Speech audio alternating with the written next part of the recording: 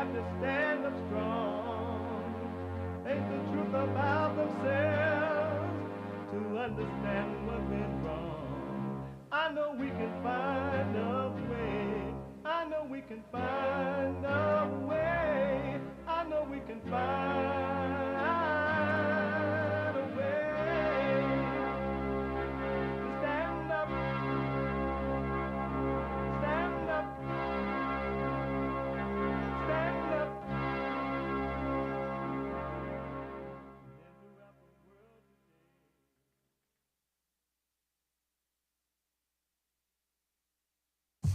Uniting the races with truth instead of dividing them with lies.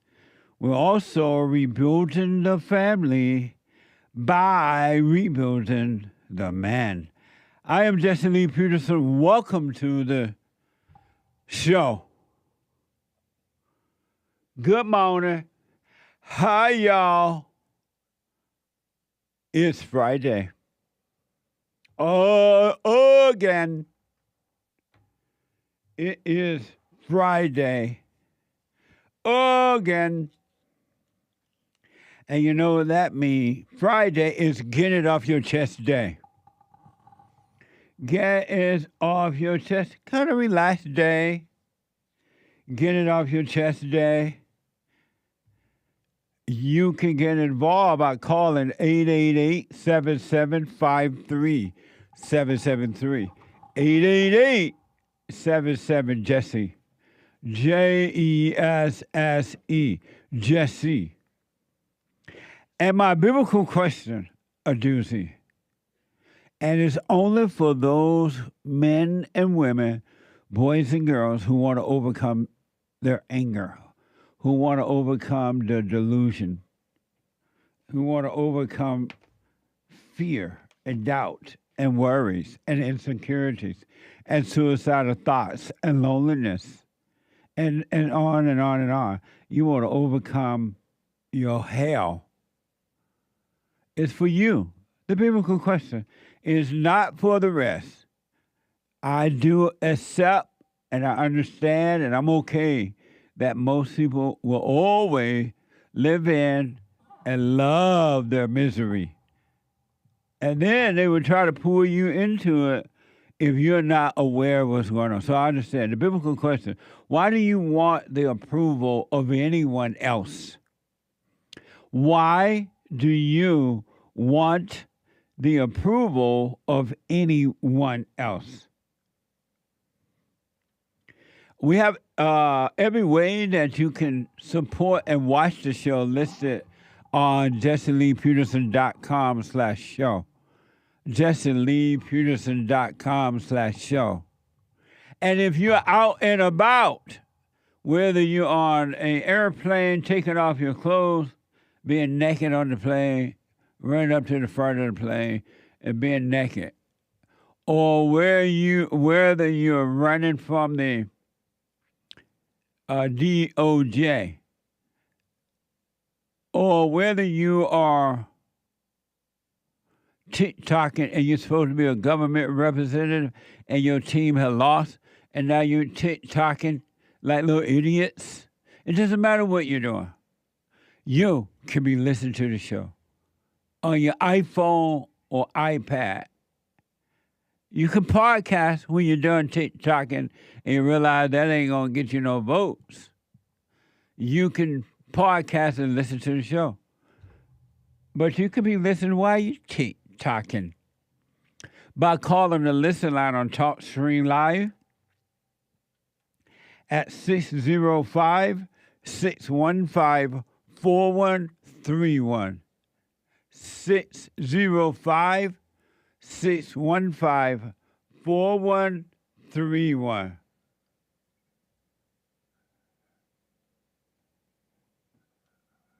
Amazing, huh? Yes, Jesse. It is amazing. And to donate and have your comments read out loud, go to Buy Me a Coffee. BuyMeACoffee.com/JLP Talk or Bond JLP Cash App. Bond JLP Cash App.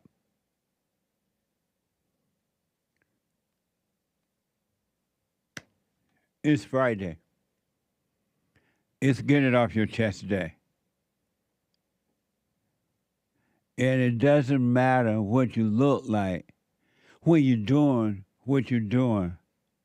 But all you got to do on Friday is express yourself Friday. You, Tom, like a mug. You need to go and get yourself bleached, because everything you say about black people, and you're sitting up there looking like a tar baby. It might sound like a semantics argument, but he's a gray alien. I wonder if he's been smoking pot.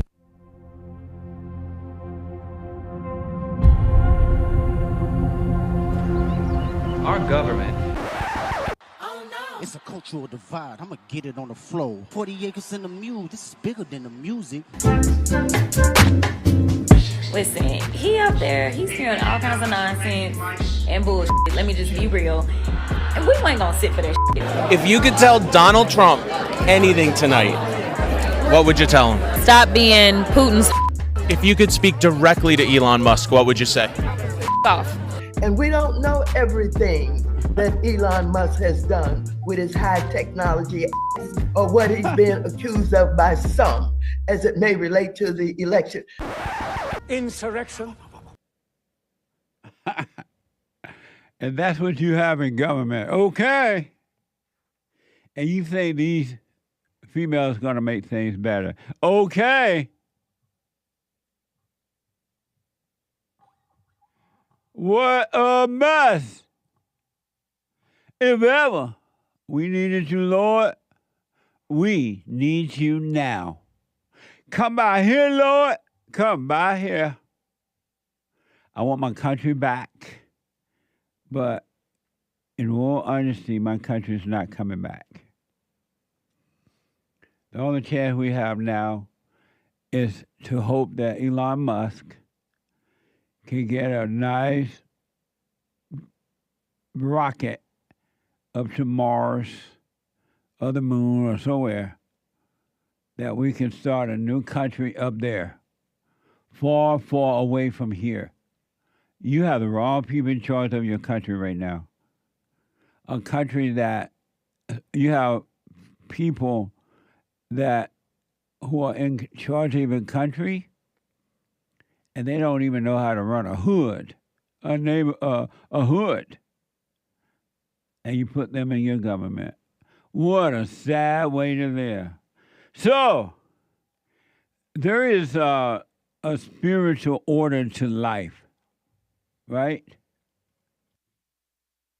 And that order, whether you like it or not, whether you accept it or not, whether you live it or not, whether you believe it or not, it's the order given to us by the Creator, God. And nothing else is going to work but that. You can pretend with everything else, and nothing else is going to work but that. And that order is God in Christ, Christ over man, man over woman, woman over children. There ain't no other way. And the women are over children only if they're led by the Father. Because just a woman being over the children by herself is not going to work. Never going to work.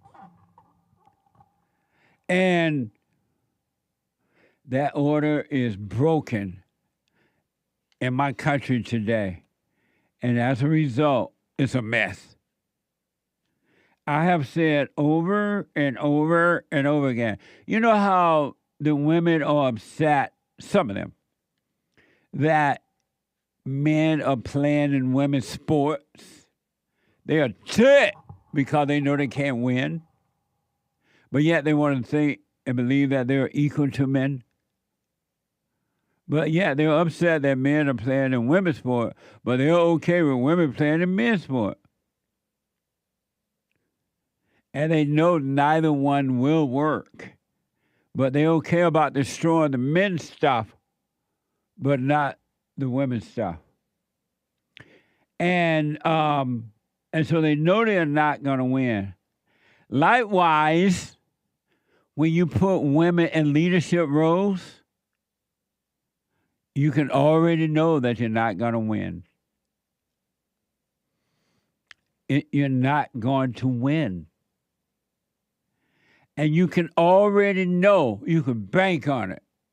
You can put your crypto on it. Is it called crypto?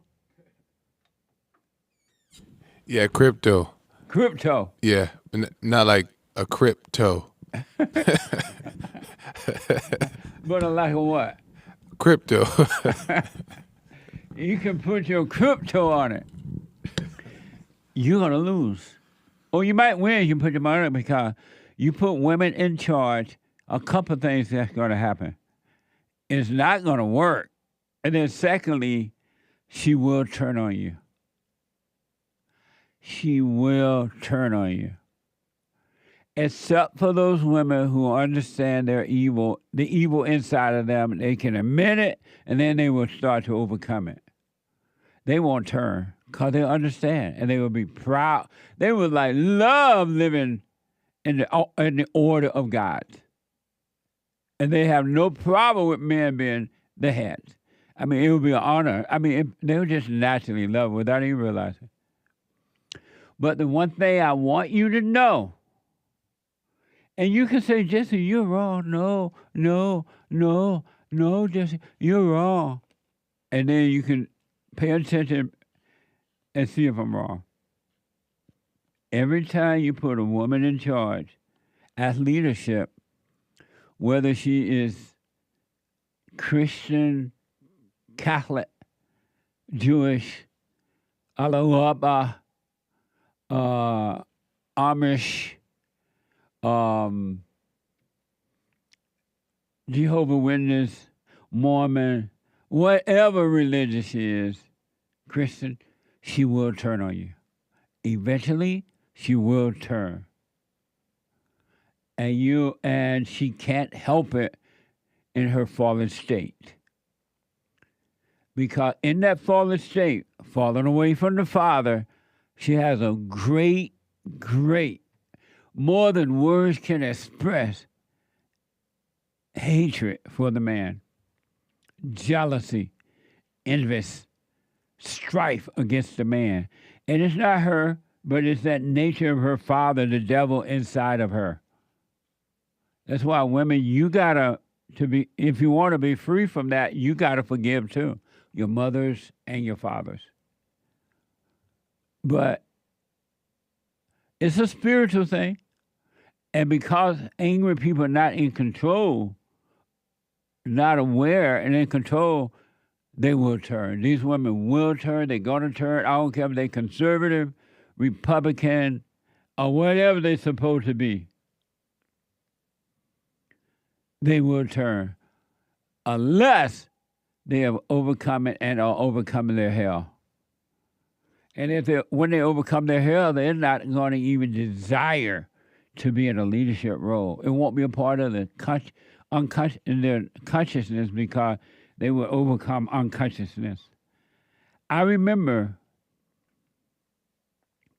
a while back when the great white hope Donald Trump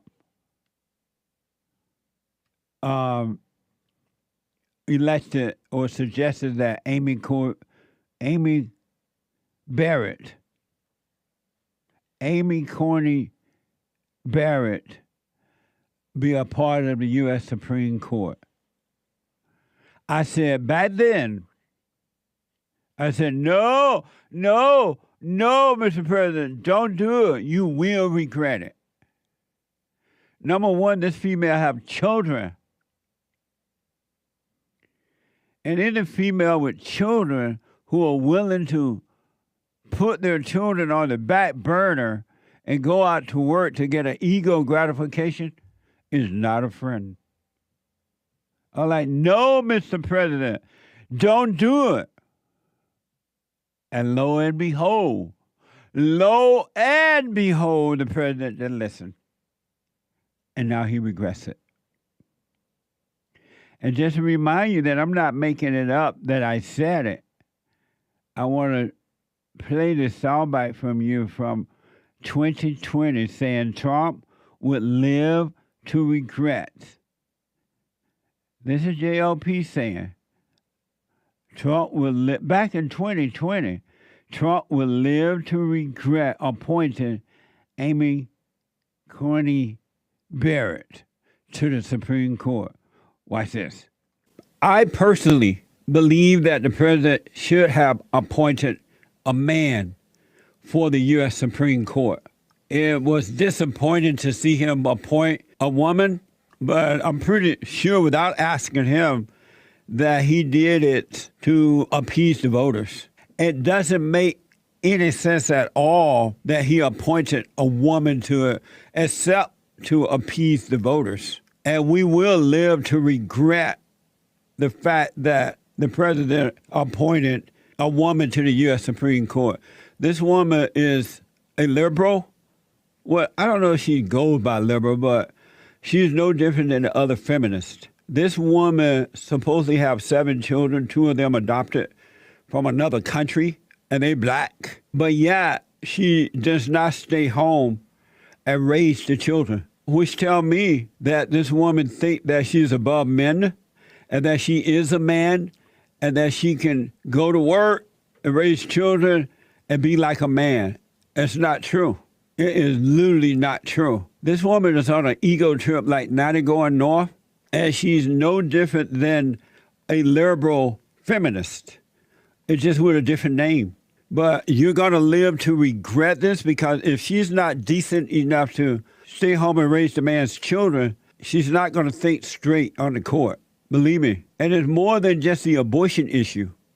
There are a lot of other issues that are going to the courts now, and this woman will not support conservative Christians in the way that you think she will. It's unfortunate that women are so insecure that they feel that they got to intrude upon everything that men do. Instead of doing the woman's thing, staying home, or being a wife, being a mother, there's nothing more important than raising decent human beings.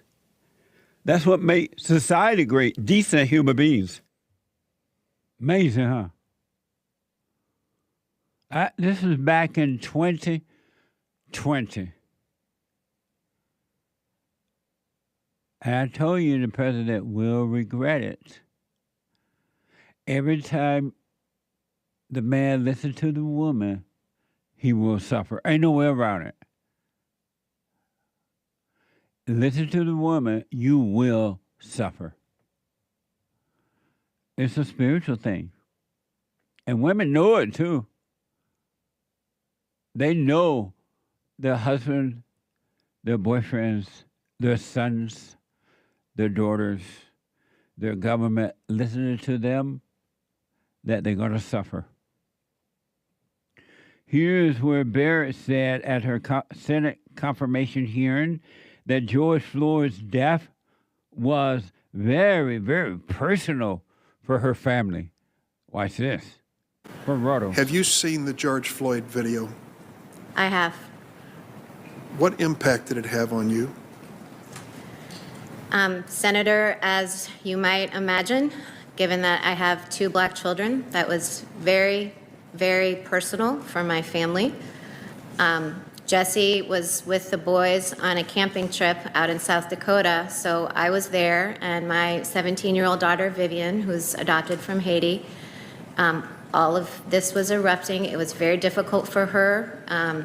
We wept together in my room, and then it was also difficult for my daughter, Juliet, who's 10. I had to try to explain some of this to them. I mean, my children, to this point in their lives, have had the benefit of growing up in a cocoon where they have not yet experienced hatred or violence. And for Vivian, you know, to understand that there would be a risk to her brother or the son she might have one day of that kind of brutality has been an ongoing conversation. It's a difficult one for us, like it is for Americans all over the country.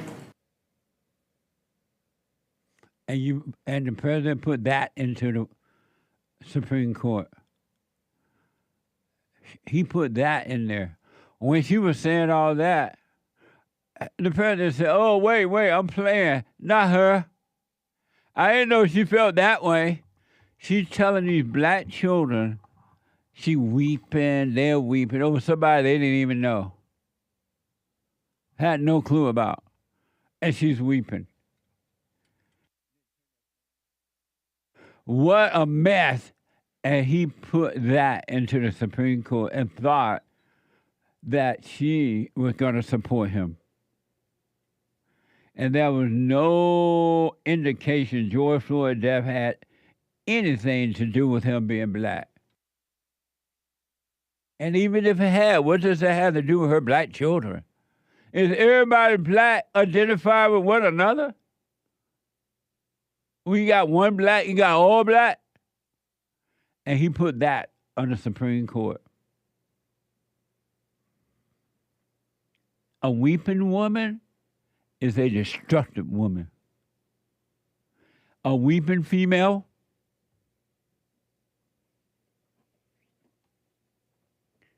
is a destructive female. When she's lying, when she's crying, she's lying. She's lying when she's crying. And she's weeping, she was lying. And the president put her in there.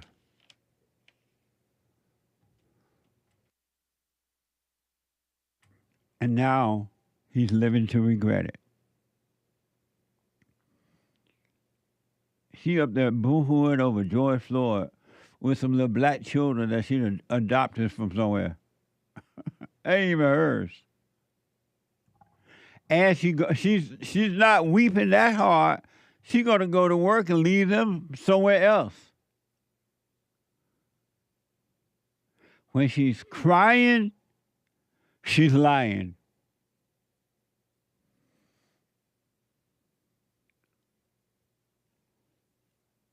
And there are women, they had to buy women's forum, Sunday morning fellowship. I counsel with them. They know that it's all a sham. They're waking up and they're like, what the? So he put it in there, and now he's regretting it. Today is reporting the Trump administration suffered a legal setback after the Supreme Court on Wednesday rejected its request to keep nearly $2 billion in foreign aid frozen. The ruling was 5-4, with conservative Justice John Roberts and Amy Coney Barrett joining the liberal justices. Watch this from today. The president appears to have faced a bit of a setback at the Supreme Court over foreign aid. What more can you tell us about that? Yeah, Craig, you're right. This was a narrow 5-4 ruling. The Supreme Court rejecting the Trump administration's request to freeze nearly $2 billion in spending for foreign aid to contractors who work for the group USAID. They provide food, aid, medicine to countries around the world. It's not clear when the administration is going to have to start spending that money, sending it out. Conservative Chief Justice John Roberts and Amy Coney Barrett, interestingly, joined the liberal justices in this case, ruling against one of President Trump's major efforts to cut federal spending. Craig. All right. Amazing, huh? We have a picture of her little family, her little black babies. Her little black children. When white people adopt black children, they're so proud. And then they go to work and leave them at home.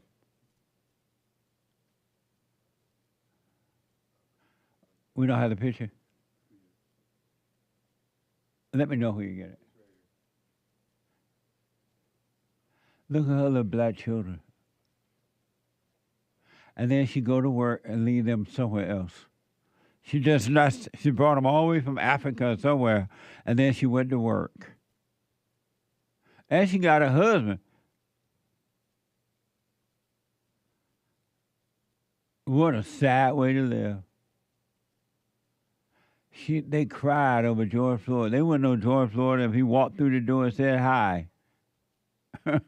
I'm George Floyd. George, who?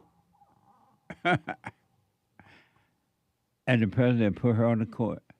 There are, I believe all the women on the court of the U.S. Supreme Court are liberal now. That Jackson woman, Conjunta Jackson, Elena Kagan, Sonia Sotomayor, and now Amy Barrett. And then to add salt to the wound, right on John Roberts. It might well have just let Joe Biden pointed somewhere else. Another liberal called Amy is gone. The majority that voted, including Amy Coney Barrett, didn't even give a reason for the rulings. Why is this from News Nation? So Amy Coney Barrett went against Gorsuch, went against Kavanaugh, the two other Trump picks in the first term. It's not the first time that's happened recently. There was an image last night at the State of the Union address where Trump kind of casually went by her. They had to look at each other. And there's some furor on the right for Amy Coney Barrett. Is it deserved? Here's the problem.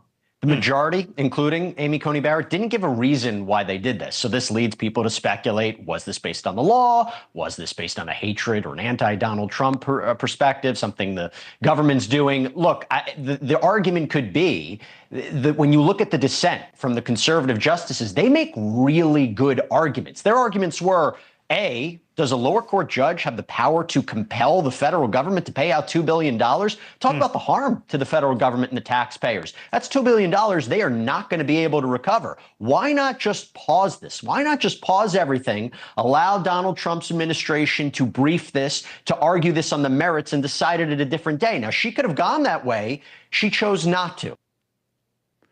And she turned against the very man that put her on the court, who, for whatever reason, thought that she was one of them. And she turned on him. Just like Eve turned on Adam. He thought he had a good wife, and she turned on him at the first opportunity that came along. You can bank on this. The woman will turn on you. At the blinking of an eye. I don't care how much she smiled at you, how much she says she loves you, how much you give her and how you treat her, she will turn. And I don't care who it is. It's in the nature. Until she repent for her wicked heart and return to the Father. And not just pretending she repent. You have to know that she's done it. And then she turned on Donald Trump. She identified more with George Floyd, and she cried. And her little black children cried. And then she turned on Donald Trump. And she turned on America. Every time you listen to the woman, you will suffer. And men, you can see it for yourself in your life. Every time you listen to your mother, any woman, you suffer. And you have suffered, and you will continue to suffer. Amy Coney Barrett reaction to President Donald Trump at the joint address to Congress on Tuesday. Watch this from X. Brother, you've done this for a long time. Have you ever seen a response like the Democratic Party had tonight of just the absolute rudeness that they showed in the uncivility they showed the President of the United States? I wonder if she's thinking, I turned on him. He thought I was with him. Even after I said I cried over George.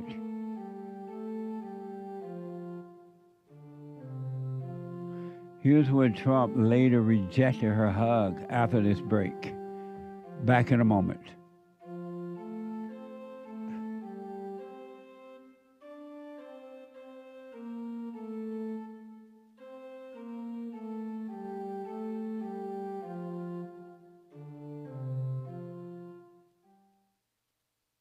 Now, I totally disagree with the way things are going, but you can't be angry. because that's what the enemy wants. He wants to control you. They do things to make you mad so they can control you. It's like being married. And the wife would do things to make you mad, or she'll do things to make you feel good. And men do that to women too when they want something from the woman, especially sex. They'll make her feel good or they'll make her angry. And the woman's gonna have to say, you don't want to be angry. You want to speak up. You want to disagree with what's going on. It's wrong, but do not be angry. Then you won't have fear. You won't have doubt. You won't have worries. You'll be able to see, but you got to stay away from anger. That's why you must forgive your mothers and your fathers so that you can overcome the spirit of anger. It's a spirit and it's wicked. Nothing good in anger because it has no love, folks. You need love to defeat evil. And love is not a weakness. It's a strength. It's from God. It's His nature.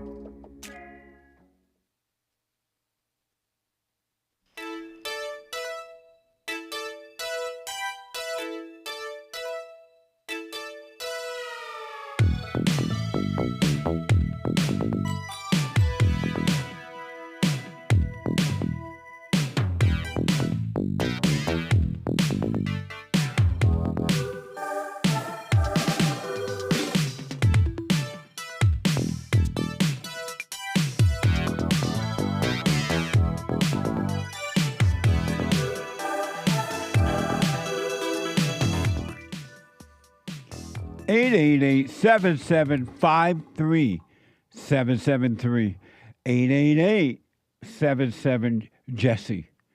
JESSE. Jesse. The Hake Report coming up at 9 a.m. this morning. The Hake, Hake Report.com. From 9 to 11 a.m. Pacific time. And then at 11 a.m. today, brand new episode of the FallenState.tv. Brand new episode. An interesting discussion with Paul Freeman. And Paul is a former CBS executive. He's the author of the book, The Unexpected Danny Green. Watch this.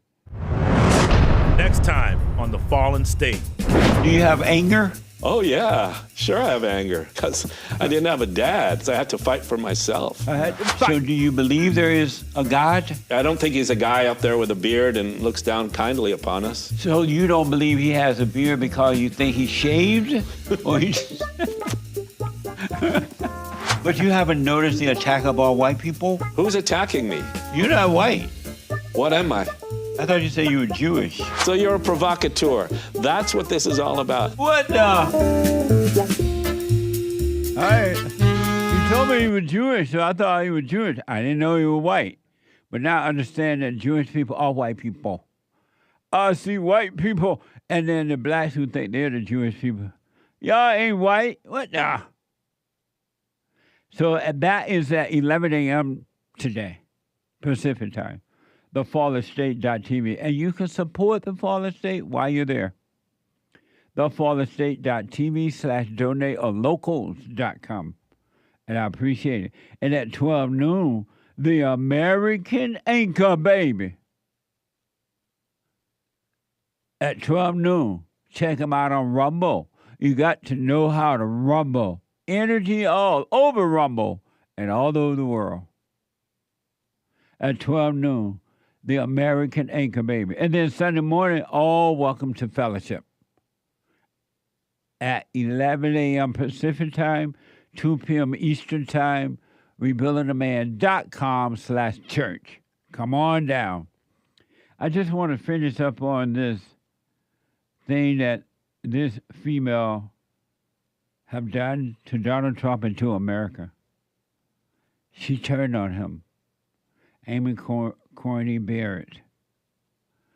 I want to just quickly play. I want you to, Joel, I want to replay that thing where she's looking at him with disdain or hatred. I don't know what kind of look is that. Or if she wonder if he still like me for what I've done at the address to Congress. This is Amy Barrett. I want you to watch her expression as the Great White Hope walked by. Amy Barrett reaction to Donald Trump, at the joint address to Congress on Tuesday. Watch this from Mace. Brother, you've done this for a long time. Have Yes, she you is. ever seen a response like the Democratic Party had tonight of just the absolute rudeness that they showed in the uncivility they showed the President of the United States?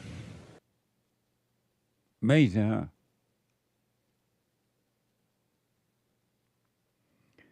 And here's where Trump rejected her hug at this event. Watch this from Mace. There she is. Nice.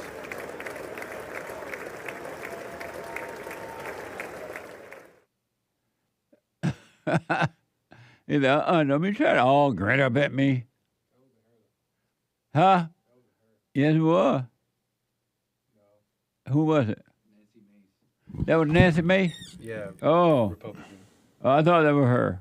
Sorry, my bad. But he ain't letting Nancy hug him. What did Nancy do? That's amazing. My producer told me it was her. He black. What the? So, George Bush elected John Roberts or recommended him for the court. And he's a writer. What a mess. That was Nancy Mace. That wasn't that woman. That was Nancy. That was that woman looking at him when she had the robe. I thought the justices had robes on. I asked Derek about that. He like, no. I was like, don't they wear the robes to these events? But anyway, every time you listen to the woman, you will suffer. It's not the order of God. Adam suffered because he listened to the woman. And every time Adam listened now, he will suffer. I can't tell you the number of men I've spoken to over the years who left their jobs, who moved from one state to another because the woman wanted to go. And they regret it. Or she got a job in some other state, and he left his job to go be with her. And he regretted it.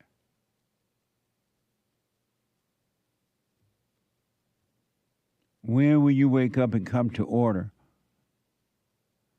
The order is the only thing that's going to work. Whether you like it or not, agree with me or not, the order ain't nothing going to work but that. It's like putting men on in women's sport. The men going to win. The men are going to win. And when you're in order, men, you're going to win. When you're out of order, you're going to lose. I want to show you one weird, insane. This video I'm about to show you now is what happens when men are not there to lead the women. They go out of control. They literally don't know what to do with themselves. The light goes out and they go out of control. I don't care if they're in government or at home or wherever. When the man is the light of the family. He's the salt of the world, of the earth, the light of the world. And when the light goes out, the woman loses her way. And when the salt is not there, no more flavor. These women, Democratic women, females, they have lost their way. And these black women had already lost their way before they got into government because the black men, their fathers, black brothers, black uncles, black nephews, nobody have guided them, and they were already out of control. But these white women, these other women, losing their ways too because the men are not there to guide them, and they have no clue as to what to do next, and they go out of control. The light is out. It's a spiritual thing. I want you to watch this from the Daily Mail, a bizarre choice. Choose your fight. A bizarre choose your fight video of female House Democrats gone viral after conservatives on social media ripped it apart for being cringe. Watch this from X. These are like supposed to be representatives in government. What's wrong with them? Look at that. These are the female you voted for to run your government. And this is what you got. I almost feel embarrassed for them. And I almost feel a little sad. It takes a lot for me to feel sad. I almost feel sad for them. They're so lost. In government. No wonder Putin and Allah Akbar people want these people in government. They have already won because these people leading them right there have no chance. So I'm being told, I don't know how true it is, that was AOC, Lauren Underwood, Catherine Clark, Judith Chu, Jasmine Cricket, and Susan Lee. Hello, Susan Lee. How do you do? Do you remember me, baby? Like I remember you. I used to want you home. Remember Susan Q? That's all. But this is what you have in. They're lost, and they're on TikTok doing that. Joel, what do you feel when you what do you think? I don't want to put words in my mouth. When you see that, your first Joel Friday, he black. He's here every day except Friday at 11 a.m. When you see that, what do you think? I think the intent is for them to they're trying to be funny, but it just comes off as are you 40? It just comes off as like corny. It looks like they got problems. Right. Like they're trying to be funny or maybe relatable to the being on TikTok and being like, catering to the young people. But it's just corny. So it comes off as weird and I bet the young people are like, what the? Right. So it's just a mess. How come there's an echo in your voice? In your mic. Oh, that's why the echo was there. You didn't have a headset on? You can hear it through the mic? Maybe. Yeah. I can't talk with it. He be like, you can't speak with the headsets on? It's the only way to hear the show to see what's happening. It's a weird echo, so I hear. Oh, turn these speakers off. No, that's not doing that. Oh, okay. But anyway, my country is gone. Those are like female government representatives. And you think they're going to lead you in a war?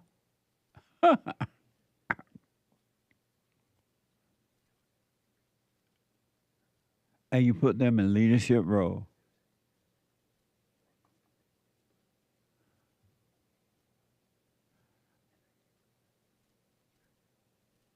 What a mess. My country's gone. Women were not created to lead, and you can't make them be leaders.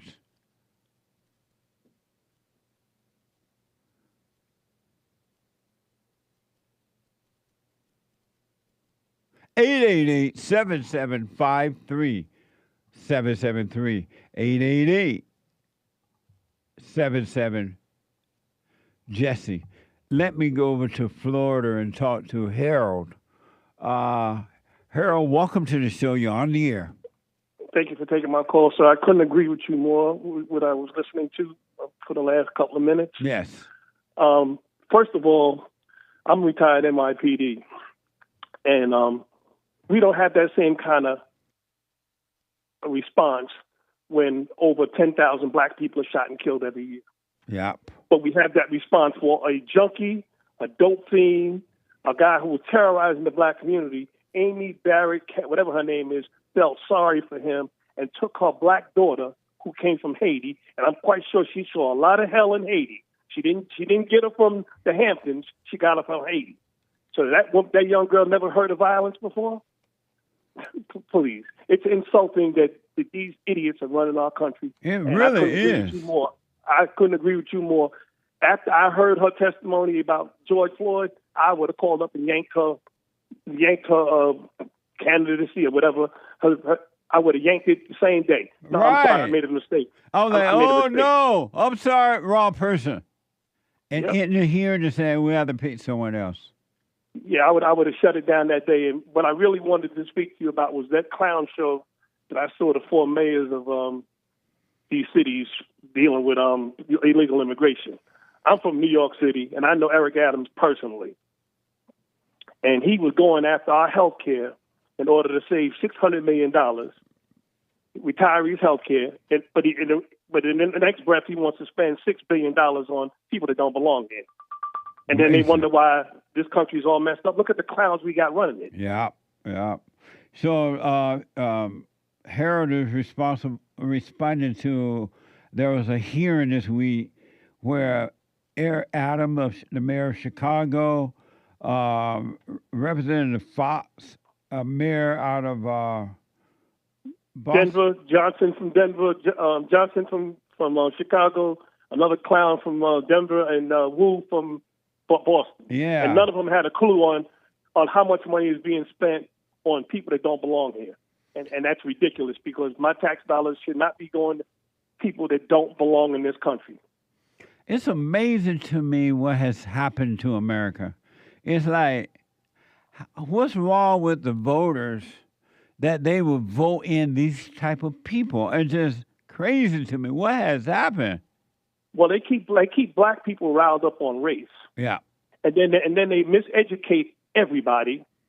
So if you come in from if you're in a suburban school, in a white suburban school, you probably got a little more of a chance of getting a somewhat of an education than dealing with a kid from the hood who's in a failing school.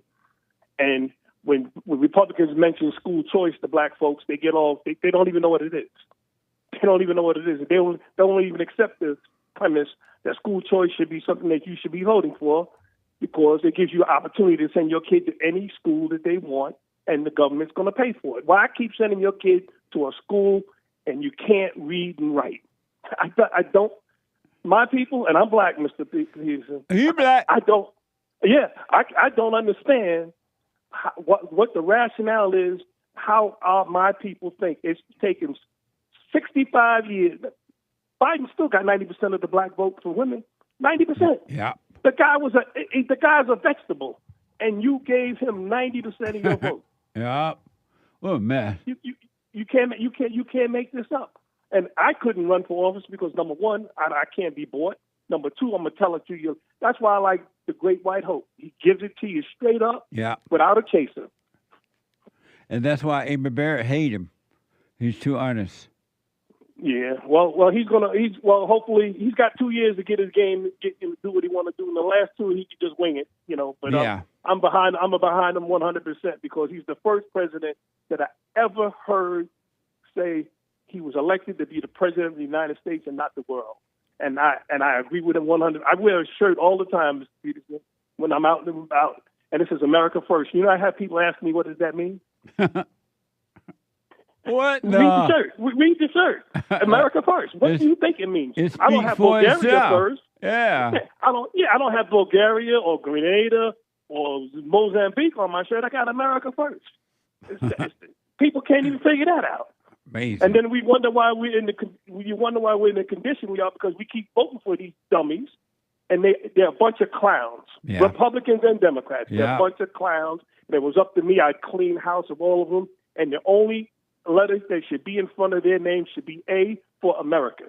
Not R, not I, not D. You in office to represent and take care of America first. And if we had that attitude, we wouldn't be $37 trillion in debt. Amazing. Absolutely, man.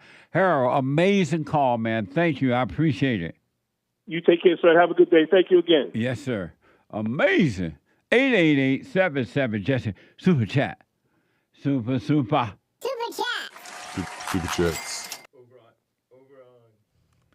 Over on buymeacoffee.com/JLP Talk, the reason why Kendrick Lamar says Spanky Spank got to perform at the Super Bowl halftime show is because of Jay-Z. Jay-Z, according to Spanky Spank, is in charge of who gets to perform in the Super Bowl halftime show. And his wife is Beyonce, who won that country award, and he also could possibly had something to do with that, maybe? Says Spanky Spank. Well, I've not heard any of that before, but what? I don't know if it's true or not, but it's amazing. Thank you. Commander Kim on Rumble gave a Rumble rant. You got to know how to rumble. Regarding Amy Coney Barrett, whatever. Now that I am a mom who attends playgrounds, women love instilling fear and insecurities into their children. It's crazy. Yeah. JLP's right. I had no idea how bad it was. Yep, it's bad. And you stay with it. You haven't seen anything yet. Really. You're going to see the depths of human hearts. You're going to tremble. The human being is so wicked, there are no words to express. But you stay with it and continue to overcome. Amazing. Thank you. Nice. Marky Mel's bought a Cash App saying amazing. Amazing. Thank you. Thank you, Marky. Yeah. Madeline bought a coffee. No message. Thank you, Madeline. Charles bought a coffee. Hey, Jesse. Tony from California finally contributed positively to the show yesterday. You should make a stuffed little coon animal named Derek for your merch store. I need one for my 9-month-old daughter. Big smile. He called Derek, my producer, coon. So Derek doesn't know the difference between Amy Barrett and Jocelyn? Nancy Mace? Nancy Mace. All white women look alike. Evidently. To blacks. We got to verify for now with the white man. Indeed. Make sure you let us know this is, oh no. But anyway, thank you. Natalie bought a coffee. Thank you for what you do. I hear so much truth in everything that you say. Stay with it, stay with it, stay with it. I'm telling you, the truth love you. The truth love you. Trust the truth. Amazing. Thank you. And thank you, guys. I do believe that is all for now. Amazing. Thank you. I really appreciate it. Let me go to Robert. I asked Robert to call back. He wanted to respond to the biblical question. Robert out of Kansas City. Thanks for calling back. The biblical question. Why do you want the approval of anyone else? Hello, Jesse. Good morning. Yeah, I was calling back because I called. Why do you, because of time, why do you want the truth from anyone else? I mean, not that. Why do you want the approval of anyone else? So, Jesse, I guess initially in life, you're young and you're weak and you're a baby and you need those around you to take care of you. You need some approval. And at some point as a man, you might approach old age. But tell me real fast why you want it. Well, for me personally, at my age, as a man, I do not need it. That's why men should be in leadership, like you talk about, because a man is able to make it on his own if he was banished. Robert, thank you so much for responding to the question. I got to take a break. I appreciate it. Back in a moment. Hate news, not the fake news. What the? Man that ever lived on planet Earth, as far as I'm concerned. I don't know anybody before you that's been that great. You know, freeing the slaves is one thing, but you've been freeing people of their mind, which matters, it should be anyhow, to you more than anything else, because with the mind not being right, there ain't nothing else going to happen right anyway. If you can doubt every thought because you're not your thoughts, if you can doubt every thought, knowing that you're not your thoughts, you don't create them, they're not from God, that they're from the deceiver, the great deceiver, Satan. If you can doubt every thought, you can be free just like that. at an instant. Bring every thought into captivity. It's so amazing.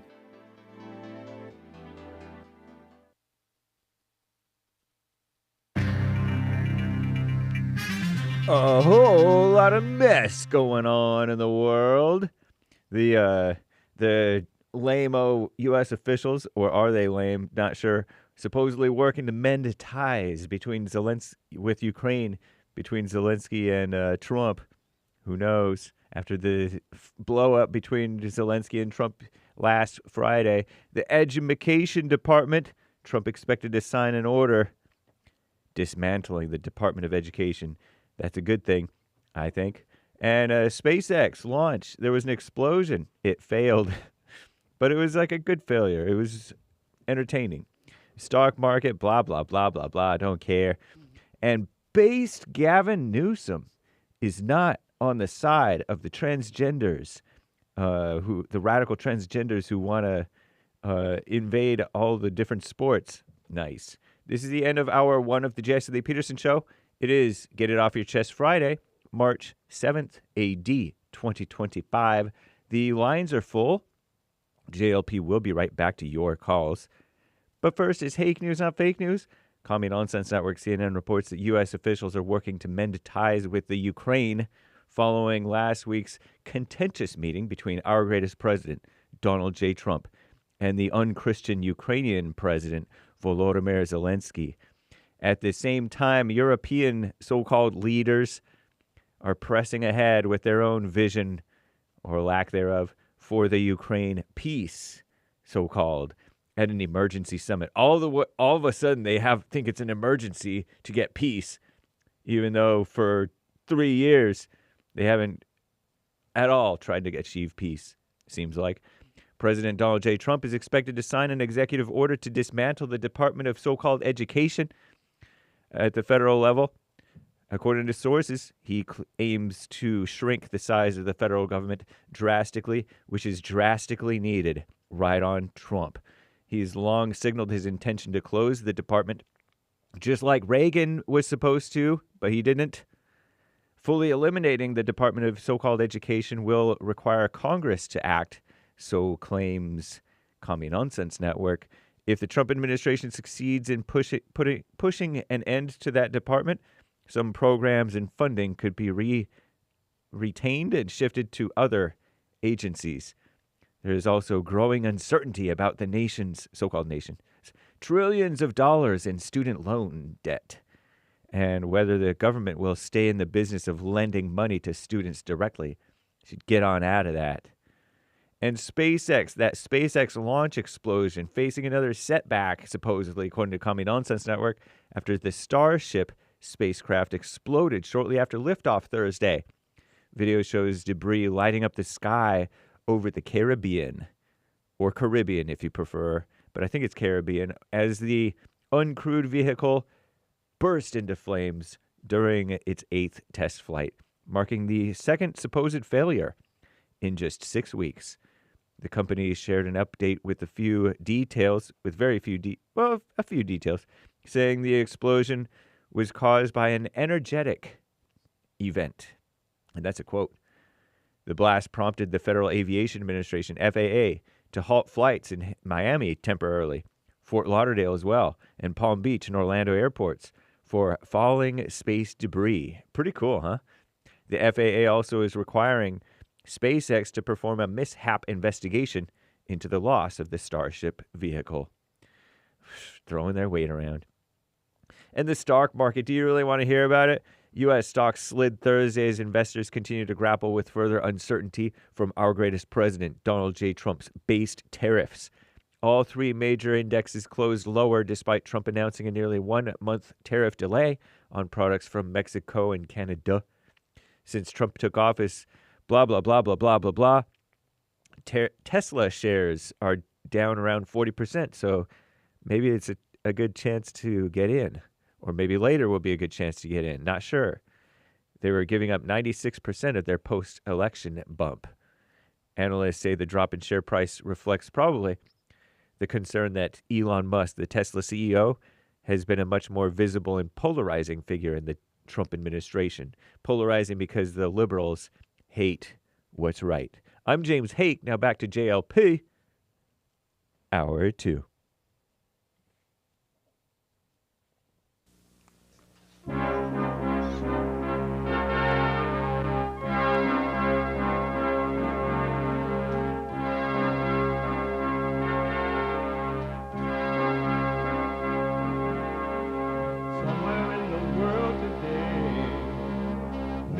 To stand up strong, face the truth about themselves, to understand what went wrong. I know we can find a way. I know we can find a way. I know we can find a way to stand up, stand up.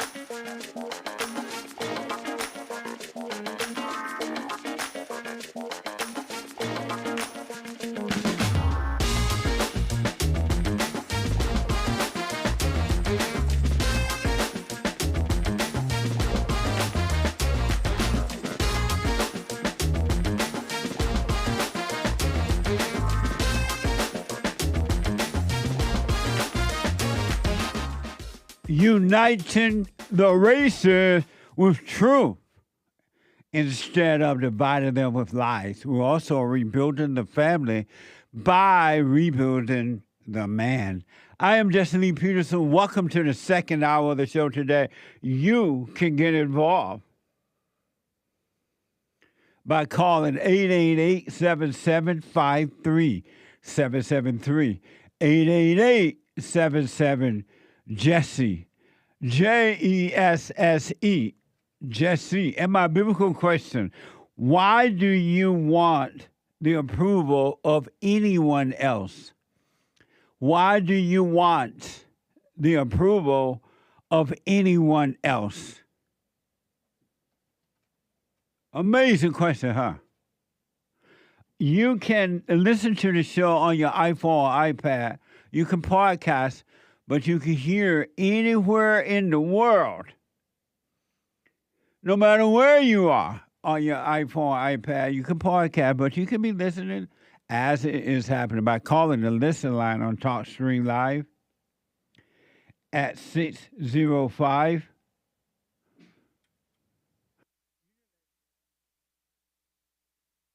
615-4131. That's 605-615-4131. And to donate and have your comments read out loud, go to buymeacoffee.com/JLP Talk. Buymeacoffee.com/JLP Talk or Bond JLP Cash App. Bond JLP Cash App. It's Friday. It's Get It Off Your Chest Day. It is Express Yourself Friday. You Tom like a mug. You need to go and get yourself bleached because everything you say about black people and you're sitting up there looking like a tar baby. It might sound like a semantics argument, but he's a gray alien. I wonder if he's been smoking pot.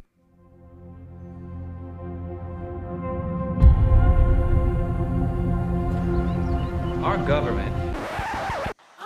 It's a cultural divide. I'm going to get it on the flow. 40 acres in the mule. This is bigger than the music. And she's supposed to be a representative. Listen, he up there, he's hearing all kinds of nonsense and bullshit. Let me just be real. And we ain't gonna sit for that shit. If you could tell Donald Trump anything tonight, what would you tell him? Stop being Putin's If you could speak directly to Elon Musk, what would you say? off. And we don't know everything that Elon Musk has done with his high technology or what he's been accused of by some as it may relate to the election. Insurrection. Well, a mess, huh? And these black women are the ones that are raising the black men's children. Now you understand why the black children are out of control? Like the mama, like the children. Like mama, like children. 888-7753-773. 888-77-JESSE. We had an amazing men's forum last night. Really. And they came from everywhere, all over. Men, stay with it, stay with it, stay with it. They just didn't know. They just didn't know. Now they do. Stay with it, and the truth will make you free. Not man's truth. Human beings don't have truth. The spirit of the truth of God. Stay with it, stay with it. It was an amazing fellowship. Men's forum last night.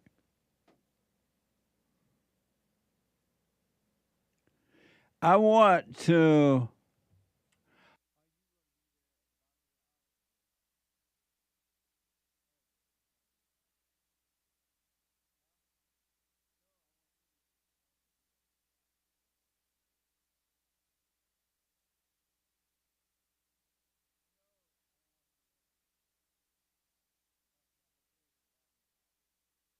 I would talk to Nick.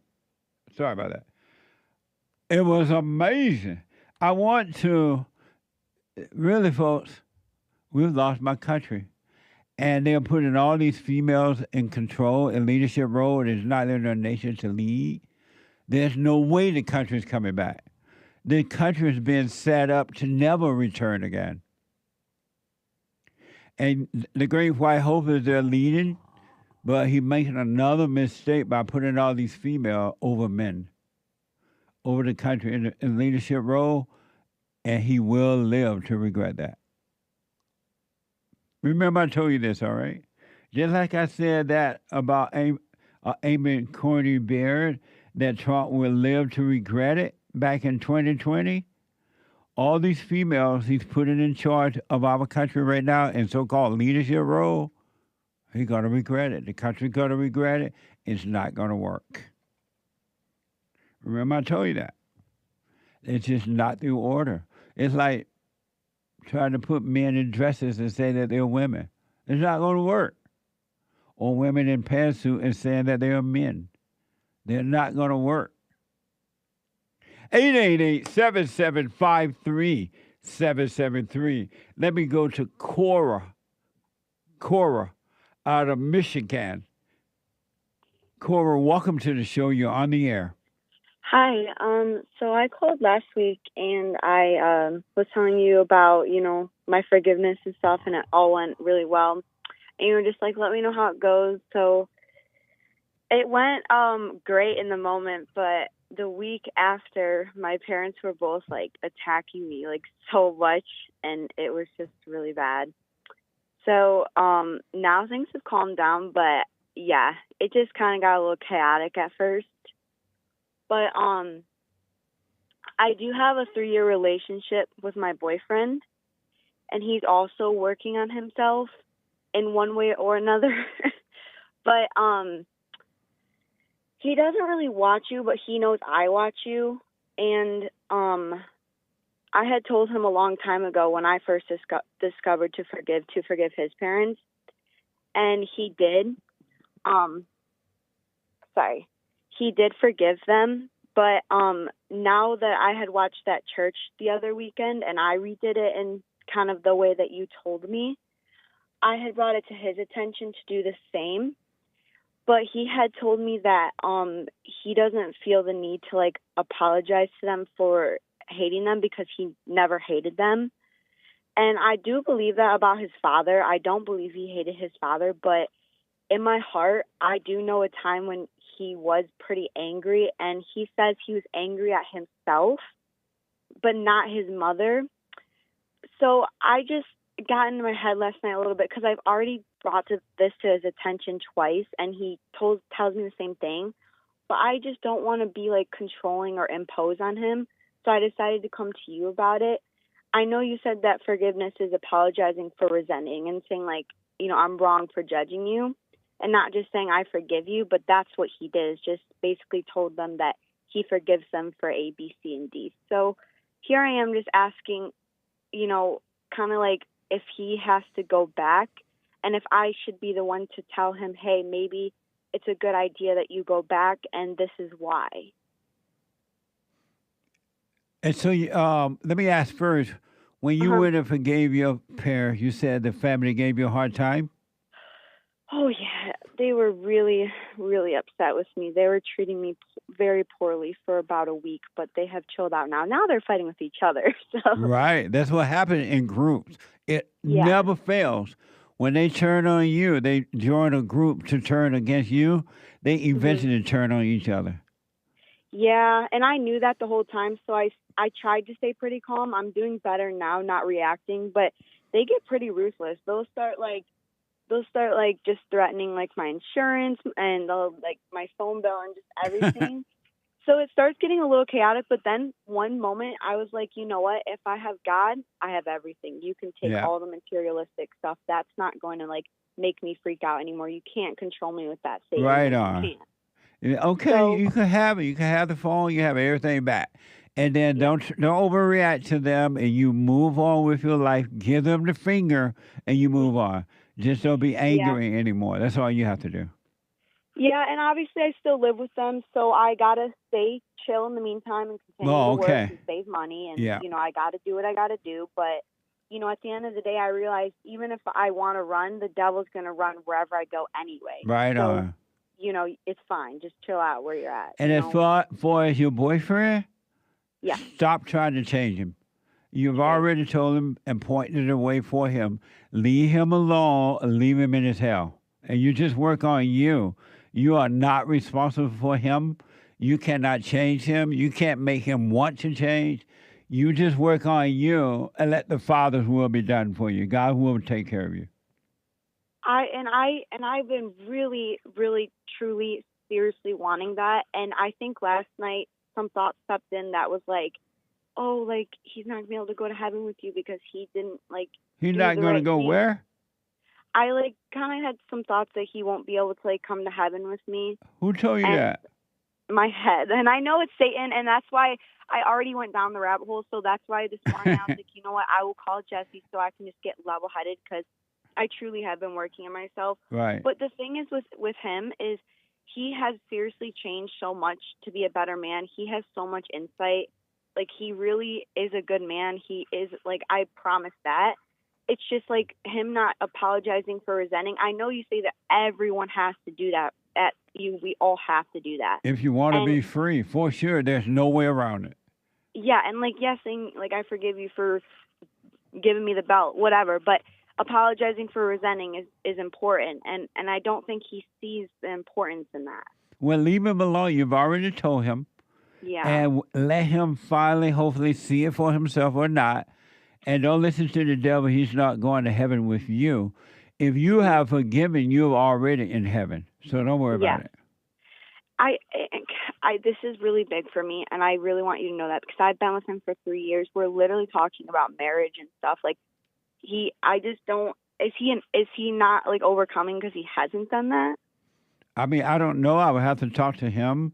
But Yeah. I want to warn you, encourage you to take your eyes off of him and you just seek the kingdom of God first before anybody or anything.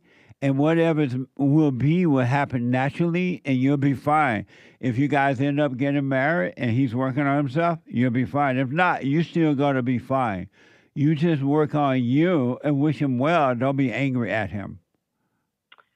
You can't think about him at all. Yeah.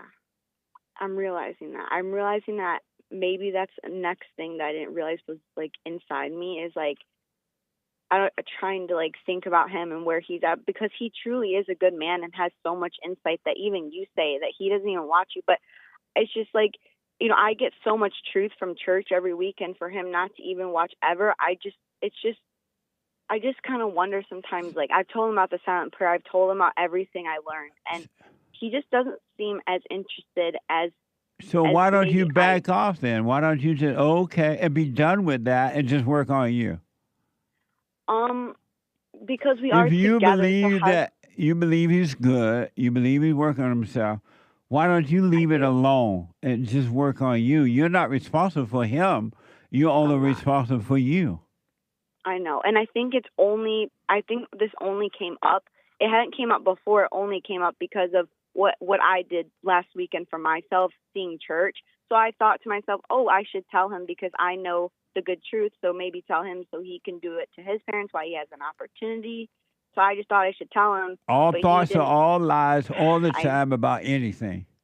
Okay. So it's not my responsibility to like, even if he's my boyfriend, to like be like, hey, like you should have done this when you forgive him. Maybe you should go back and, I shouldn't have to do that, right? Not at all. Even if it was your husband, even if it was your son, even if it's your father, your mother, you don't have any business trying to change him or be in his life in that way. You need to back off.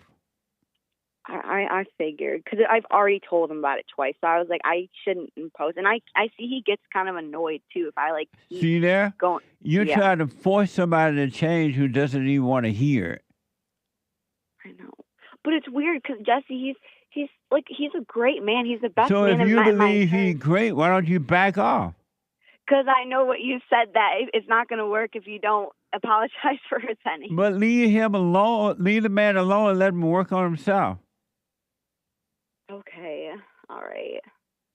Does that mean I have to break up with him, though? You're only trying to fix him because you want him as your husband. If you didn't want him, you wouldn't be trying to help him. That's So, probably true. so it is true, and it's not about him. It's about you. So it's not like really that, like, and I don't, maybe it's not really love anyway, because I feel like It's not. If you love him, you would back off and let him work on himself or not work on himself. Don't work on himself, but you're in the way. I know, and I shouldn't be thinking like, oh, like I'm not gonna be able to see him in heaven. See, I told you it's all about you. You try to get this man saved for you, not for because it's the right thing for him. So the right thing for him is to say nothing and just let him. The right thing for him is for you to back off. Okay, so I don't have to like be like, oh, you should go watch Jesse on Sunday or. No, not at all, Mama. I know. Listen. It's like what, and I was doing so good, and then the devil last night just got. I accidentally went down the rabbit hole. So, all right, I'll back off because that's the best thing I want to do. I told him I wanted to talk to him, but maybe I'll just say never mind now. Yeah, leave the man alone. Stop being all caught up in trying to doing right. You don't need to be putting any effort in trying to be right or do right at all. Okay. So back off, leave him alone, because it's not love that you're doing it. The reason you're doing it because you want him. You want him to be right so you can be with him. You don't want him to be right because it's the right thing. So you're selfish. It's all about you. It's not about him. Is that from the devil inside me? 100%. Okay. It's when that stuff comes, it feels so real. It feels so much like me. It's just so hard to deny it in the moment. Right. And that's why you need to just practice being aware of those thoughts so you can stop going along with them and they'll be taken away from you. And every time you say that, I get a sense of relief, like I can do it. And then they come so strongly and it gets heavy. But I already tell myself every day I'm committed to dying from whatever is inside me, and I just don't care how hard it is, and I have to keep going. Absolutely. So, stay with it, and leave that man alone. Don't try to change anyone. You can't even change yourself. I see that. What you do is surrender to this and let God, the truth, the love of God change you. You can't change your boyfriend, even though you're trying to do it for yourself while pretending that you're trying to do it for him. Yeah. You're only pretending. You're not doing this out of love for the guy. You're doing this out of wanting the guy to be with you. Mhm. And to love him correctly is to keep my eyes on myself and let him just be. 100%. Do we have to break up, or can I just still be with him, but just not be trying to control his Don't even thinking about that at all. You work on you and let life take its natural course. And I've been really working on stop thinking about the future, because obviously we've talked about marriage a lot, and I realize every time we talk about it, it gets really stressful. But partially because subconsciously, I've always like wanted to run away from whatever's going on at home, because it does get pretty, devilly in this house. But I really have come to peace with understanding that, like, the devil's already inside me. He's as close as he can get. So if there's two other devils in my house, what's that really going to do to me? So I've come to peace with staying here until I have to. But I have been, like, ever since forgiving, I feel like I've really been able to see, like, underlining reasons of things, of, like, even just, like, worrying about, like, how much money I get at work. Like, why am I worried about that? For me to get a car, to get out. It's always about, like, running. And I'm starting to catch up to that fast, like, devil inside me that's always chasing after something else to get me out of, like, just the moment and relaxing. Right on. Well, just continue to be aware of those thoughts and those emotions, and do nothing about them. Don't run away from them. Don't try to chase them. You just be aware, and that's what it means to surrender. And the Father will take the darkness away from you. And I shouldn't think about, how long is this going to take, or anything like Not that. at all. And it's not even you thinking that way. Those are the thoughts again, and they'll just speak using your voice to talk through you to make you think you're thinking, oh, this is too long, this is too hard, how long would this take? Those are just lies, and you're calling them you. Yeah, and, like, I got to understand, like, no matter if it's till my death day, I stay with it. Like, yeah. no matter what. See it to the end, all the way to the end. Okay, I'm gonna commit to that and leave him alone. And I appreciate you bringing me back to a level-headed space, because that's truly where I want to be, and I don't want to be like a mama or control him. I'm overcoming that spirit now, so I will leave him be, and maybe hopefully he does what he needs to. But in the meantime, I mean, he doesn't like get too angry or anything, and he says he doesn't have fear, so I don't know.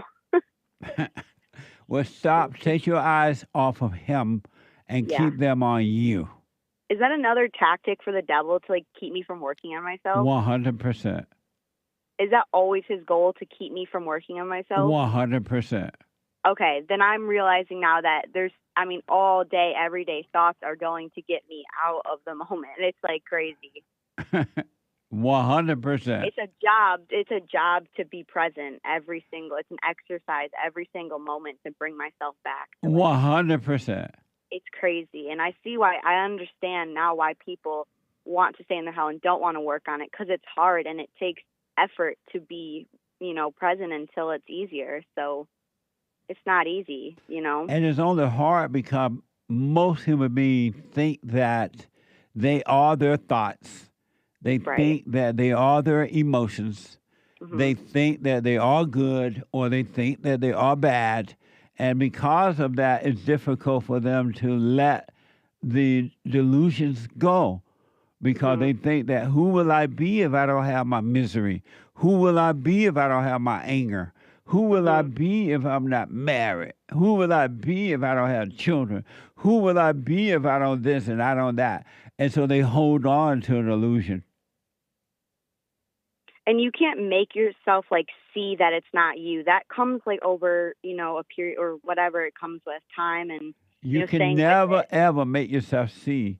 But when you give up trying to make yourself see, the light will cause you to see, and the light will shine on the darkness, the thoughts, the imagination, and the light will destroy the darkness, and you will have a clear mind, and you will walk by the light.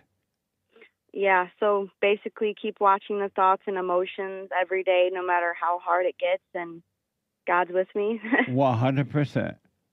Okay. I'm committed to that, and I appreciate your time today, and I always like chatting with you, so I appreciate it. And you leave that man alone as far as trying to change him.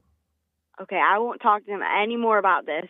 Only if he asks you about it. If he doesn't ask, don't talk to him about it.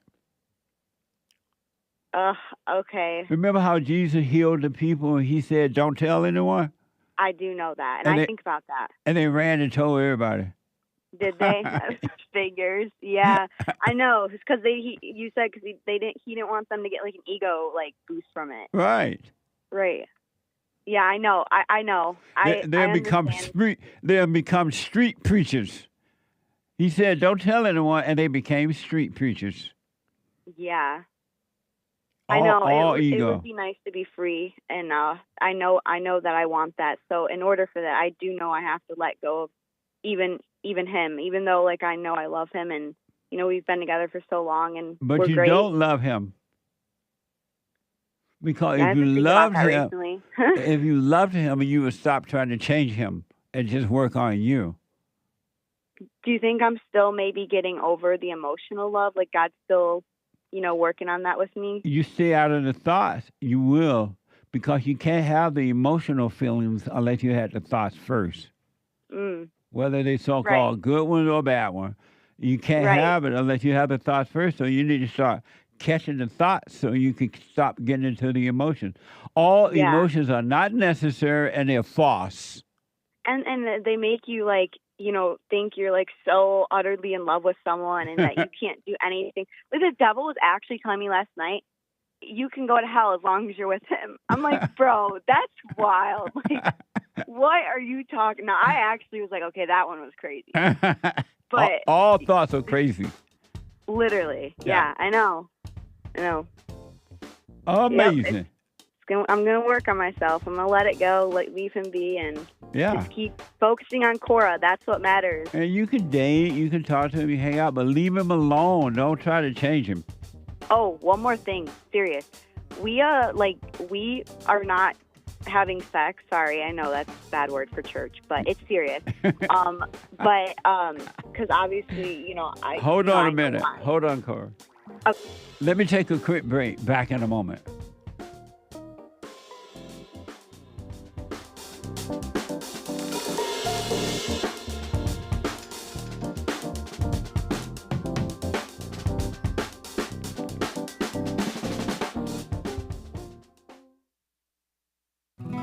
I'm 32 years old now, and I've been clinically depressed since I was 17 years old, and ever since I started listening to you a couple of months ago, bro, I don't even need to hear the word depression. I don't even care about that because that's not anything that I identify with anymore. Nice. I'm 100% cured. I'm 100% better because I've been listening to the Jesse Lee Peterson show, and I can't even begin to tell you how much I appreciate you, and I just can't even begin to tell you how much I really appreciate the things that you're doing for young men. Young men need to hear this, and young men need to know this message that you're delivering because it's important.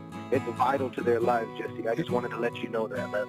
That's amazing. I mean, you made my day, man. When I hear one soul has returned to the Father, it's like 1,000. It's better than silver and gold. So God bless you, man.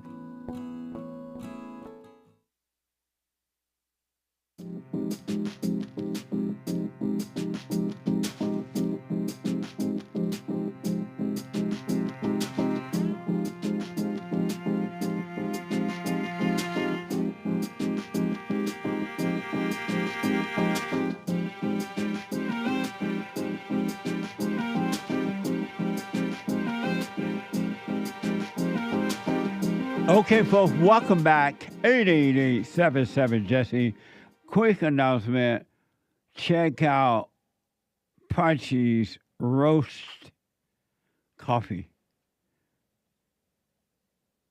Go over to JesseLeePeterson.com/show. Jesse Lee, is that right? JesseLeePeterson.com/show? So Jesse Lee, Jesse, what did you say? I mean, you said shop. Yeah. JesseLeePeterson.shop. JesseLeePeterson.shop. Mm-hmm. And check out Punch. Let me see that coffee again. Yeah, we got new roasts now. People have been asking for a darker roast, but we came out with 2 more blends. So that we got a dark roast for those that like to drink a lot of coffee. Do you know dark roasts have less caffeine? Those for the people that like to drink, like they like the bold taste, but like to drink more of it. So we got you a dark roast and a single origin roast. Si Senor roast from Mexico. From what? From Mexico. Great. Amazing. Mamma mia. Go to JesseLeePeterson.shop now. All right? And then last but not least, check out Punch It TV. What the? Punch It TV. It's on YouTube and Punchy.tv. Watch this brand new episode. Watch this. This is Merrin. She fell in love with James. I'm a masculine presenting woman. And I am a feminine presenting straight man. And we don't look like how they want us to look. Why is she picking him up like that? She's a man. That's not right. Love don't judge, hey. In my mind, feminine is weak, it's emotional. Those qualities can't lead. He's way more extreme with his girliness than she is with her boyish. But I'm trying to understand what's wrong with it. She likes him, he likes her. No, I don't think it's real. What a mess. Punchy. PUNCHIE.TV. And on YouTube. Every Monday, brand new episode at 2 p.m. Pacific time. Amazing. And one last thing. I just want to give you a little blast from the past. And maybe y'all remember this. The new listeners may not know about this, but the old listeners, it's Friday, we're having fun, and everybody can use a little blast from the past at times. Watch this. Bust a move with your family, yeah. Get on the dance floor and get it crackin'. Okay. Feel it in your soul, then get into action. You can't be waiting on the crowd to move you. You gotta hop up in the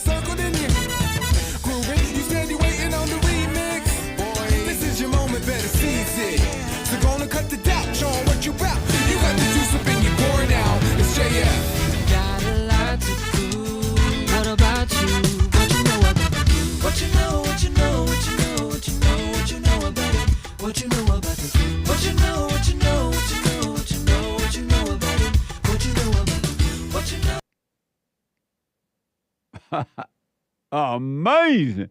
A little blast from the past, Joe Friday and Isaac Palmer. IsaacPalmer.com called Groove. What you know about the groove? Amazing. Nice. Let me go quickly back to Corey out of Michigan. Corey, you were saying. Oh, yeah. I was just saying basically, real quick, two last things. Me and my boyfriend, we still kiss and stuff and all that. But I don't know. I just get like, I don't know. Every time I kind of just am like, is this, like, should I just like stop this until like this person is my husband? Because even though like we're not doing the full thing, it just still, I don't know. It just doesn't ever sit right with me, I guess. So why you need to be kissing?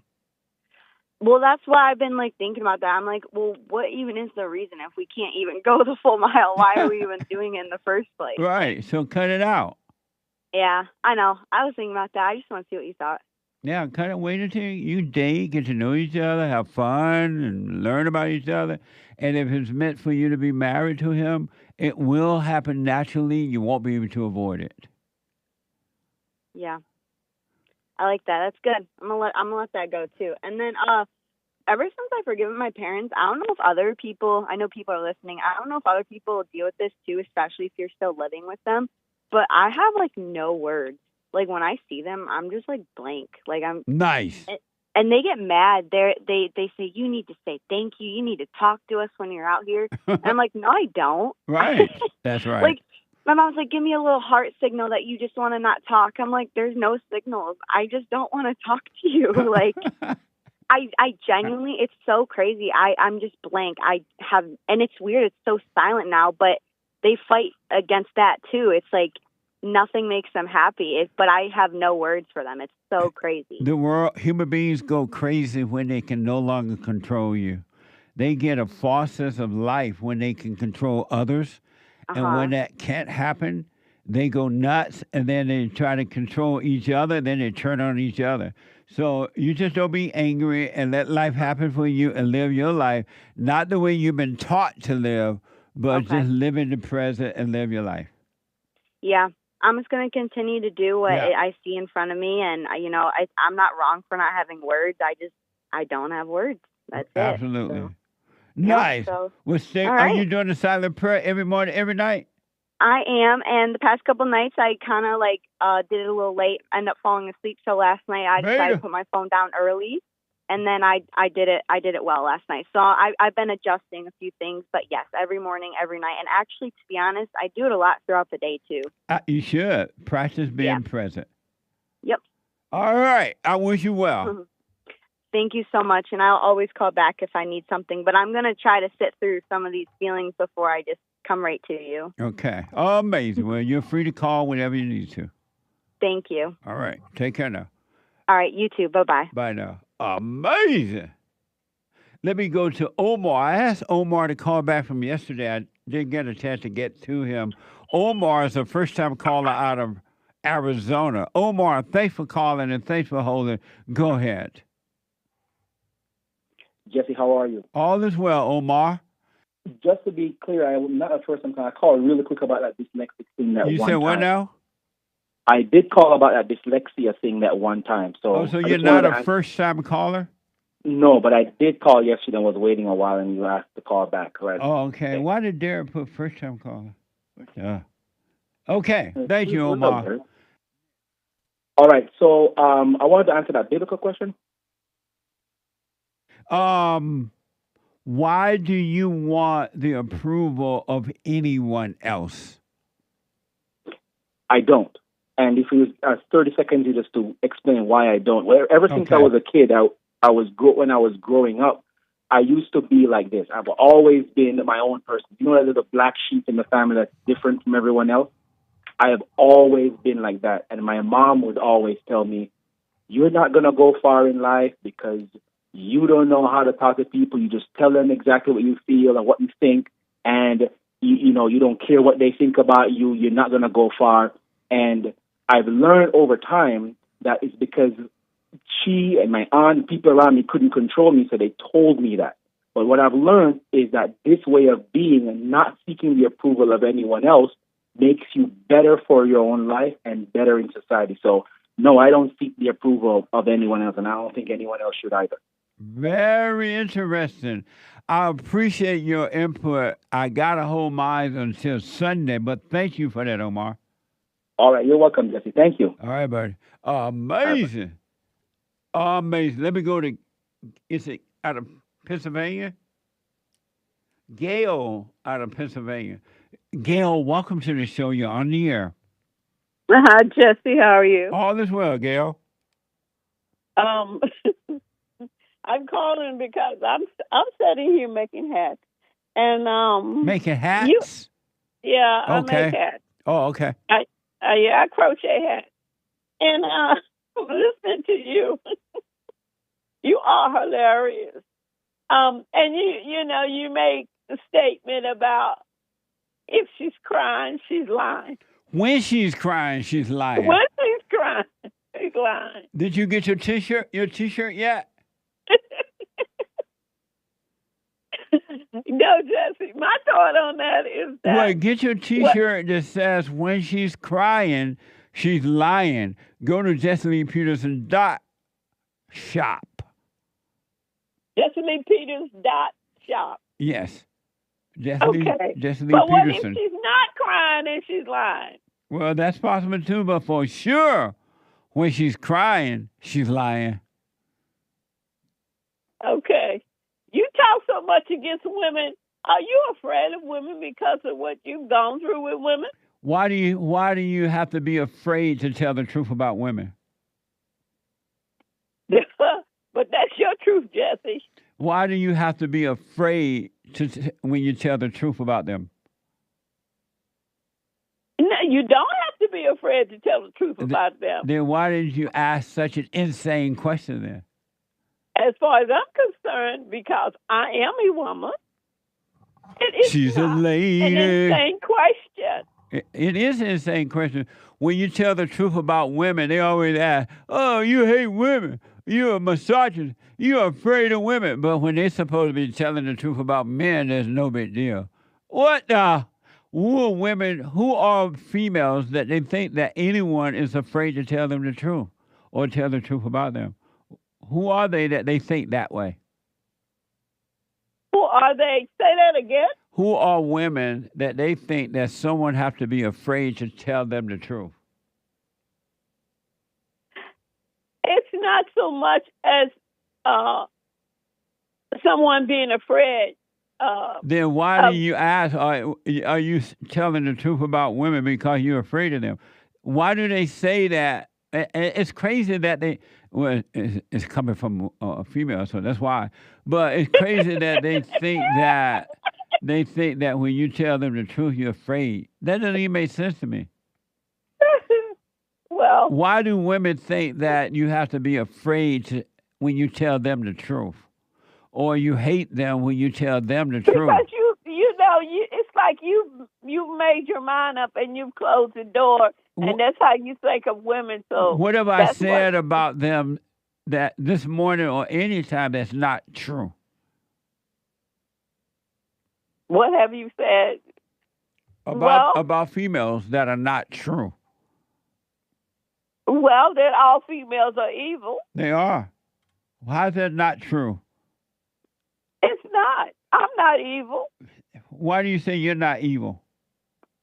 Because I know what evil is. And what is evil? Evil is trying to destroy somebody or trying to hurt somebody. But God said that you're evil. Is he lying? I don't believe God said that. Yeah. I don't believe God said women are lying. No, he said you're evil. I don't believe he said women are evil. And why don't you believe that? Because I have not read that in the Bible where women are evil. He said your heart is wicked to the core. Where is that in the Bible? It's in the Word. And you don't even have to look at the Bible and find it. Look at your heart. You know that you're evil, and it's just hard for you to admit it. That's why you're not accepting the truth, because you know it's going to make you free, and the wickedness of your heart is not ready for the truth. But you can check out Jeremiah 17:9. It's in there if you need to read it.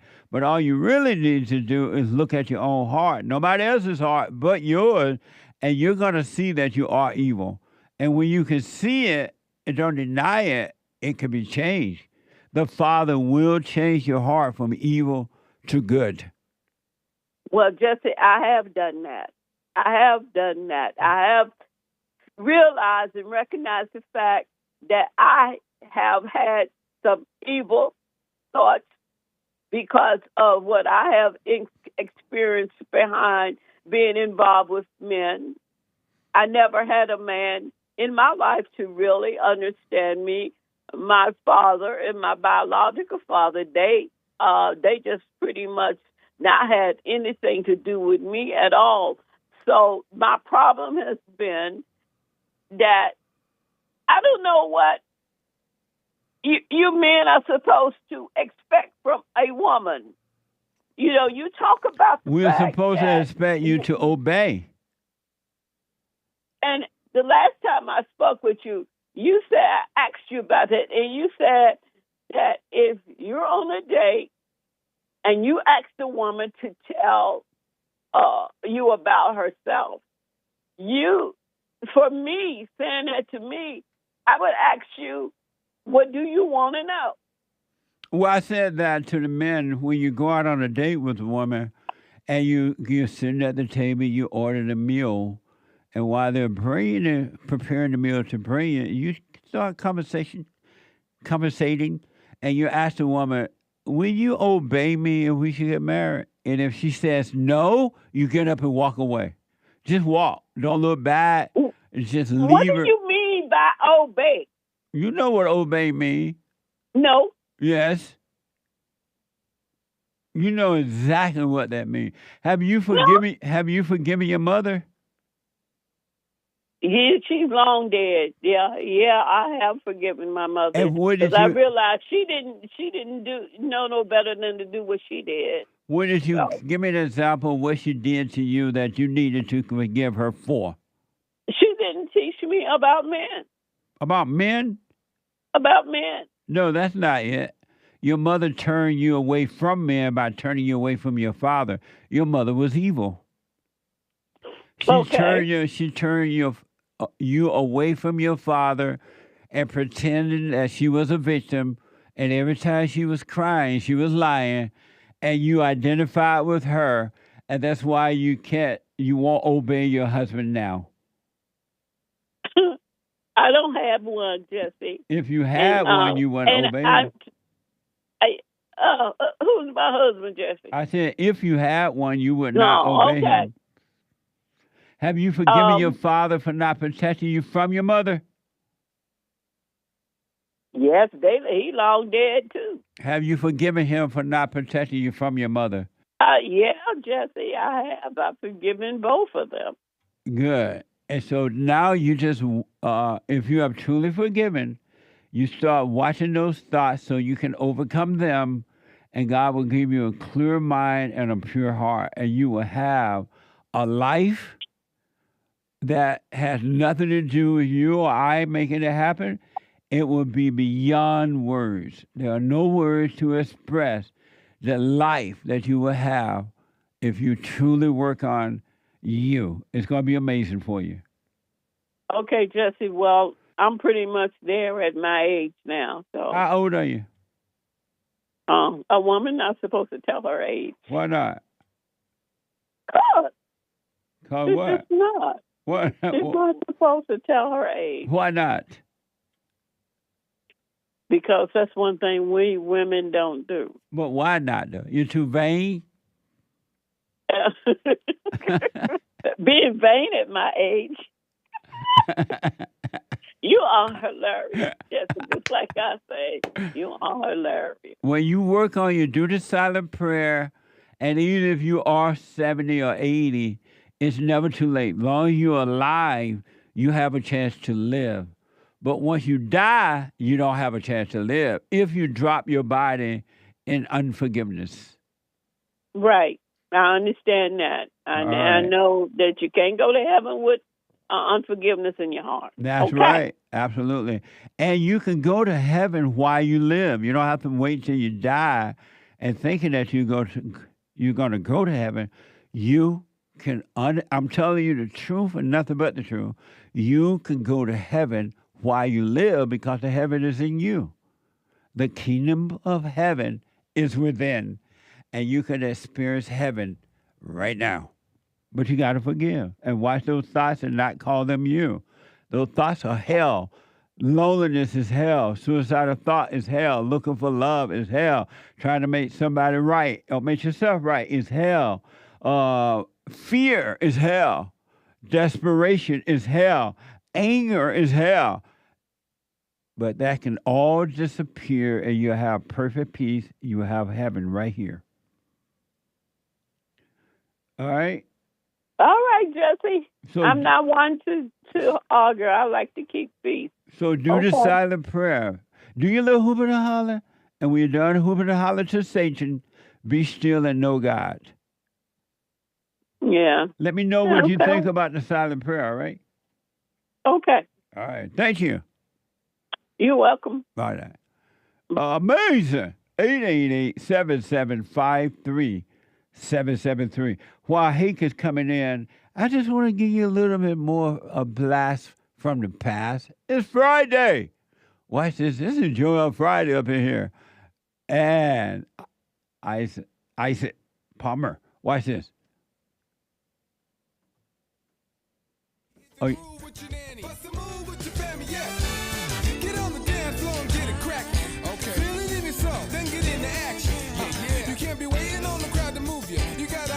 circle, then you grooving. You steady waiting on the remix. Boy, this is your moment, better seize it.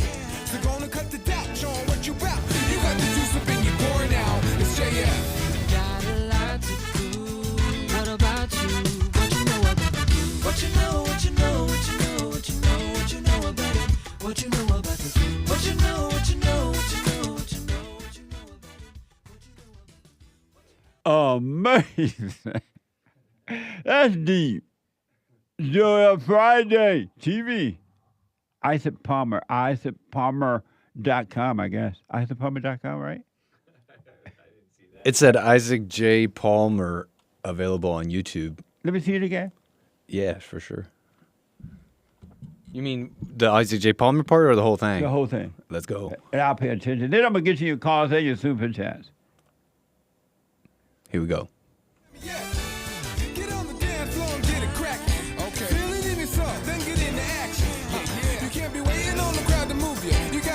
In the circle, then you grooving. You steady waiting on the remix. Boy, this is your moment, better seize it. So gonna cut the doubt, show 'em what you bout. You got the juice up in your core now. It's JF. Got a lot to do. What about you? What you know about you? What you know, what you know, what you know, what you know, what you know about it?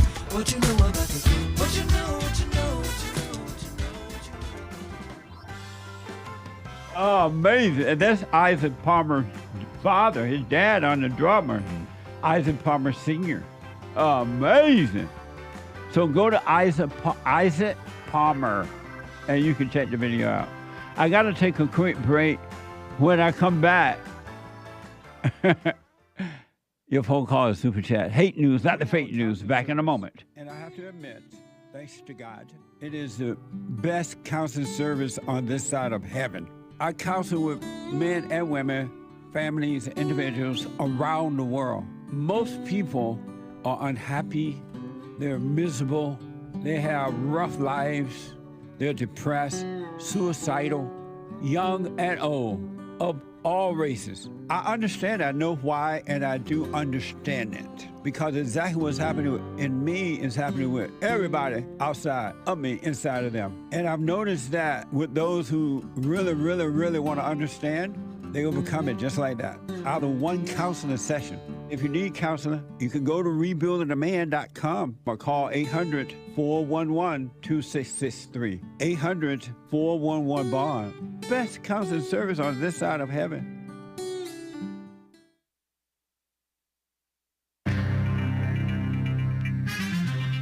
Some serious mess going on in the world. A World War II unexploded bomb stopped a Eurostar train over in Europe somewhere. And outside Paris, I believe. So they're like cordoning it off and all kinds of stuff. A Delta captain pilot reassured his customers, the patients, the people flying the plane, the whatever they're called, passengers, don't worry, we'll be okay. Because there's been a whole lot of scares and worse. And King Charles likes Bob Marley and Kylie Minogue and some other gal, I guess. And raw milk is a culture war flashpoint. And there's farmers who are scared about getting sued and all kinds of stuff. Walgreens is going private after like 100 years of being a publicly traded company. There's a snowboarder, Olympic snowboarder, I think, who is an alleged drug ring leader who is now on the FBI most wanted list, top 10, I think. And Justin Trudeau is talking tough about in defense of Canadians, I guess. What a mess amid this tariff stuff, I think. This is the end of hour 2 already of the Jesse Lee Peterson Show. It is Friday. Express Yourself Friday. Get it off your chest day. March 7th, AD 2025. Shout out to the men. It was an excellent men's forum last night, as usual. Men's forums are first Thursday of the month for the men only.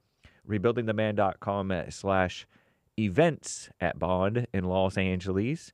And women's forums are third Thursday of the month, 7 p.m. at Bond in Los Angeles, typically. Rebuildingtheman.com/events. And church on Sunday with Jesse Lee Peterson, 11 a.m. Pacific time here at Bond in Los Angeles, and online on Bond YouTube and Jesse Lee Peterson Rumble and other places. Commie Nonsense Network, CNN, reports that based, I use the term loosely, right?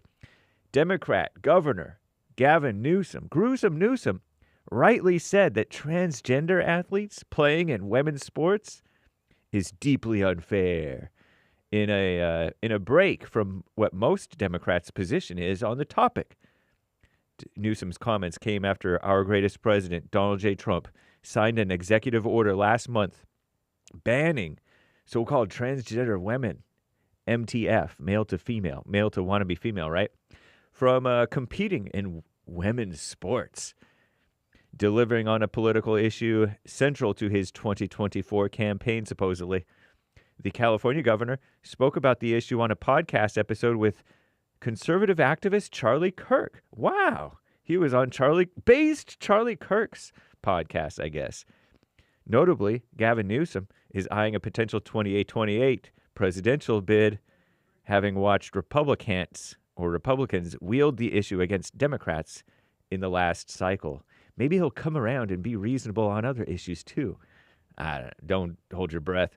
An unexploded World War II-era bomb found outside Paris brought to a halt a so-called Eurostar, whatever that is, all one word, Eurostar, train travel in London and northern France. Today, the bomb was discovered by workers alongside the railway tracks in the Paris suburb of Saint-Denis. Denis? D-E-N-I-S. I don't know how to say it. You French people, you don't say the S's, I think, right? A security perimeter immediately established, leading to the disruption of the intercity and suburban lines from the Gare du Nord. Sorry, I can't say it. Gare du Nord station. Shout out to the French. I wish I could speak like you guys. A spokesman for the France's national state-owned railway company described the bomb as really huge. So cool.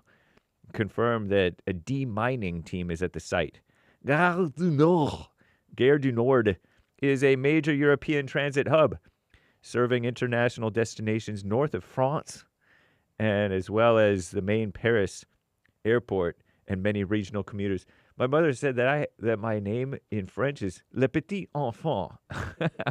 But I thought that it really was, and then I found out that means like the little baby, the little infant. Anyway, I was a kid. I'll tell you about the other stuff on the Hake Report coming up after the Jesse Lee Peterson Show, and then the Fallen State, and then Anchor Baby, No Joel Friday TV. I'm James Hake.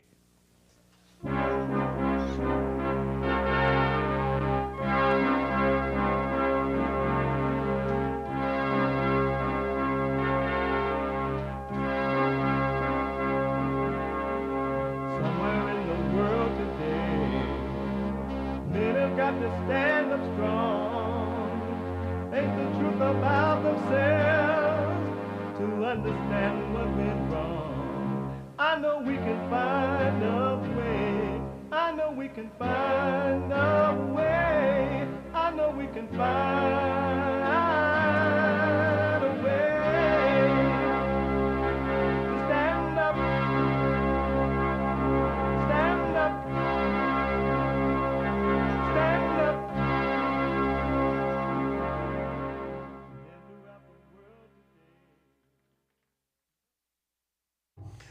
Uniting the races with truth instead of dividing them from. Uniting the races with truth instead of divide. I don't know what I'm doing. Yeah. Instead of dividing them with lies. Instead of dividing them with lies. We were just talking. I was talking so much off the show, I forgot what I'm doing. We're also rebuilding the family by rebuilding the man. I'm Jesse Lee Peterson. Welcome to the third hour of the show today. It's Friday. It's Friday. 888-7753-773, 888-77-JESSE. And you can be listening to the show. You can podcast the show. If you're out working out, doing whatever you're doing, or you're a Catholic and you're hiding the illegal alien down in the basements or whatever.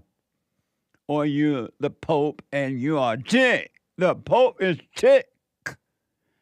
You can be listening to the show on your iPhone or iPad by calling the listen line on TalkStream Live at 605-615-4131. 605-615-4131. And to donate to have your comments read out loud, and we're going to get to your super chats.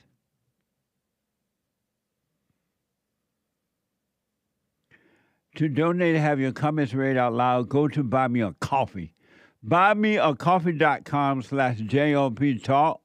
BuyMeACoffee.com/JLP Talk. Or Bond JLP Cash App. Bond JLP Cash App. It's Friday. It's Get It Off Your Chest Day. It is whatever is on your mind. Express yourself Friday. You, Tom, like a mug. You need to go and get yourself bleached because everything you say about black people and you're sitting up there looking like a tar baby. It might sound like a semantics argument, but he's a great alien. I wonder if he's been smoking pot.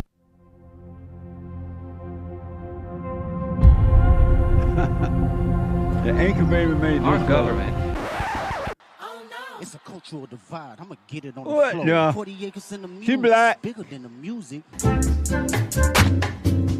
Listen, he up there, he's hearing all kinds of nonsense Look and how she's bullshit. speaking. Let me just be real. He up there. And we ain't gonna sit for that shit. If you could tell Donald Trump anything tonight, what would you tell him? Stop being Putin's If you could speak directly to Elon Musk, what would you say? off. And we don't know everything that Elon Musk has done with his high technology or what he's been accused of by some as it may relate to the election. Insurrection.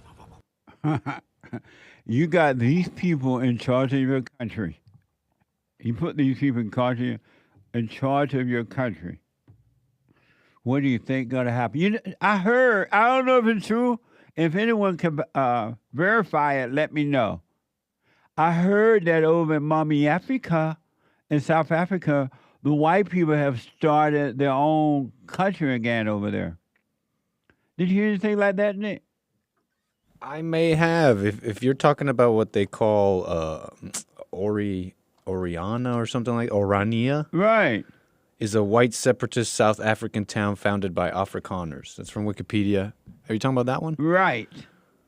Oh, yeah, look, Hake is saying that too. He's saying it's been around for a while, several years later. Nice. That's what we're going to have to do with these black people in charge of your government and the women in charge of your government, the females. We're going to have to start a new white town over here. Really. They're going to push you to that. This is this new town in Africa. Mummy Africa was established back in 1991. Why am I just not hearing about it? They did that in New Orleans, too. The white people started a new New Orleans white section over there.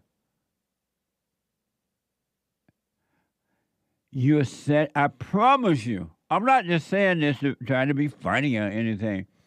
You put the black people, and especially black females, and you put the women in charge of your country, of my country, America, we're going to end up doing the same thing here. We're going to have to go somewhere and start a whole new town. Because it's not going to work. It's only getting worse. It is not getting better. But do what you want. Did you hear that some female took off her clothes on Southwest Airlines? She got naked. She went, according to the report, she ran up. The flight was about to take off. It was on the runway thing there. They're about to take off. And according to the report, she ran up front and got naked.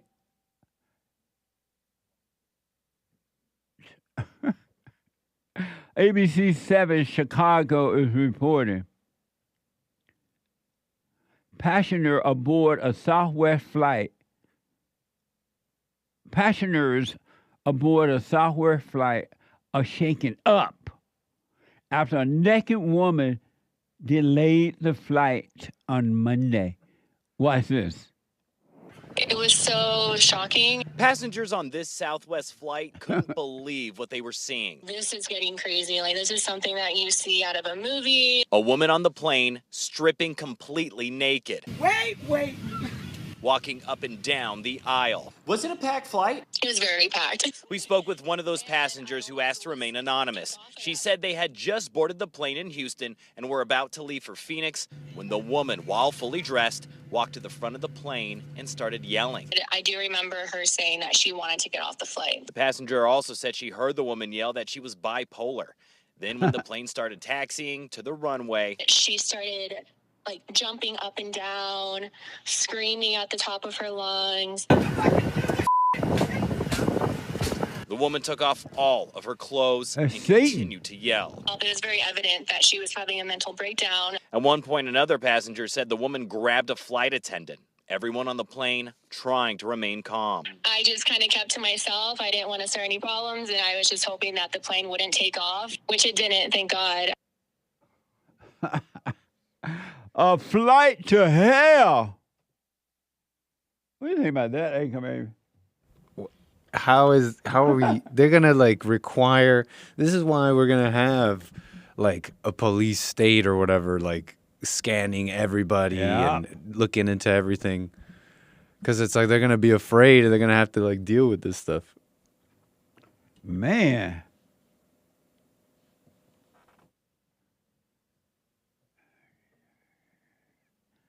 Apparently, according to report, I've been told she wasn't charged with it either. They didn't press charges against her. That's the worst part of it. Yeah, she's going to do it again.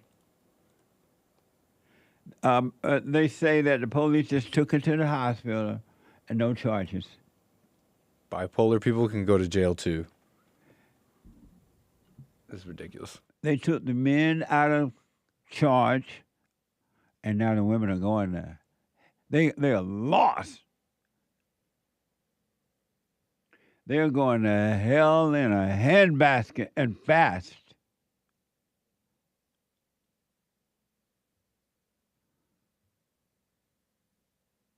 Here's another reason why women should not be, we're not created to lead, but to follow. When you put them in leadership, all hell broke. Can you imagine a woman teaching you a Bible study class? Just think about that, whether you're male or female. Would you go to a woman teaching you Bible study? Think about it. Fox 5 is reporting that last story was from,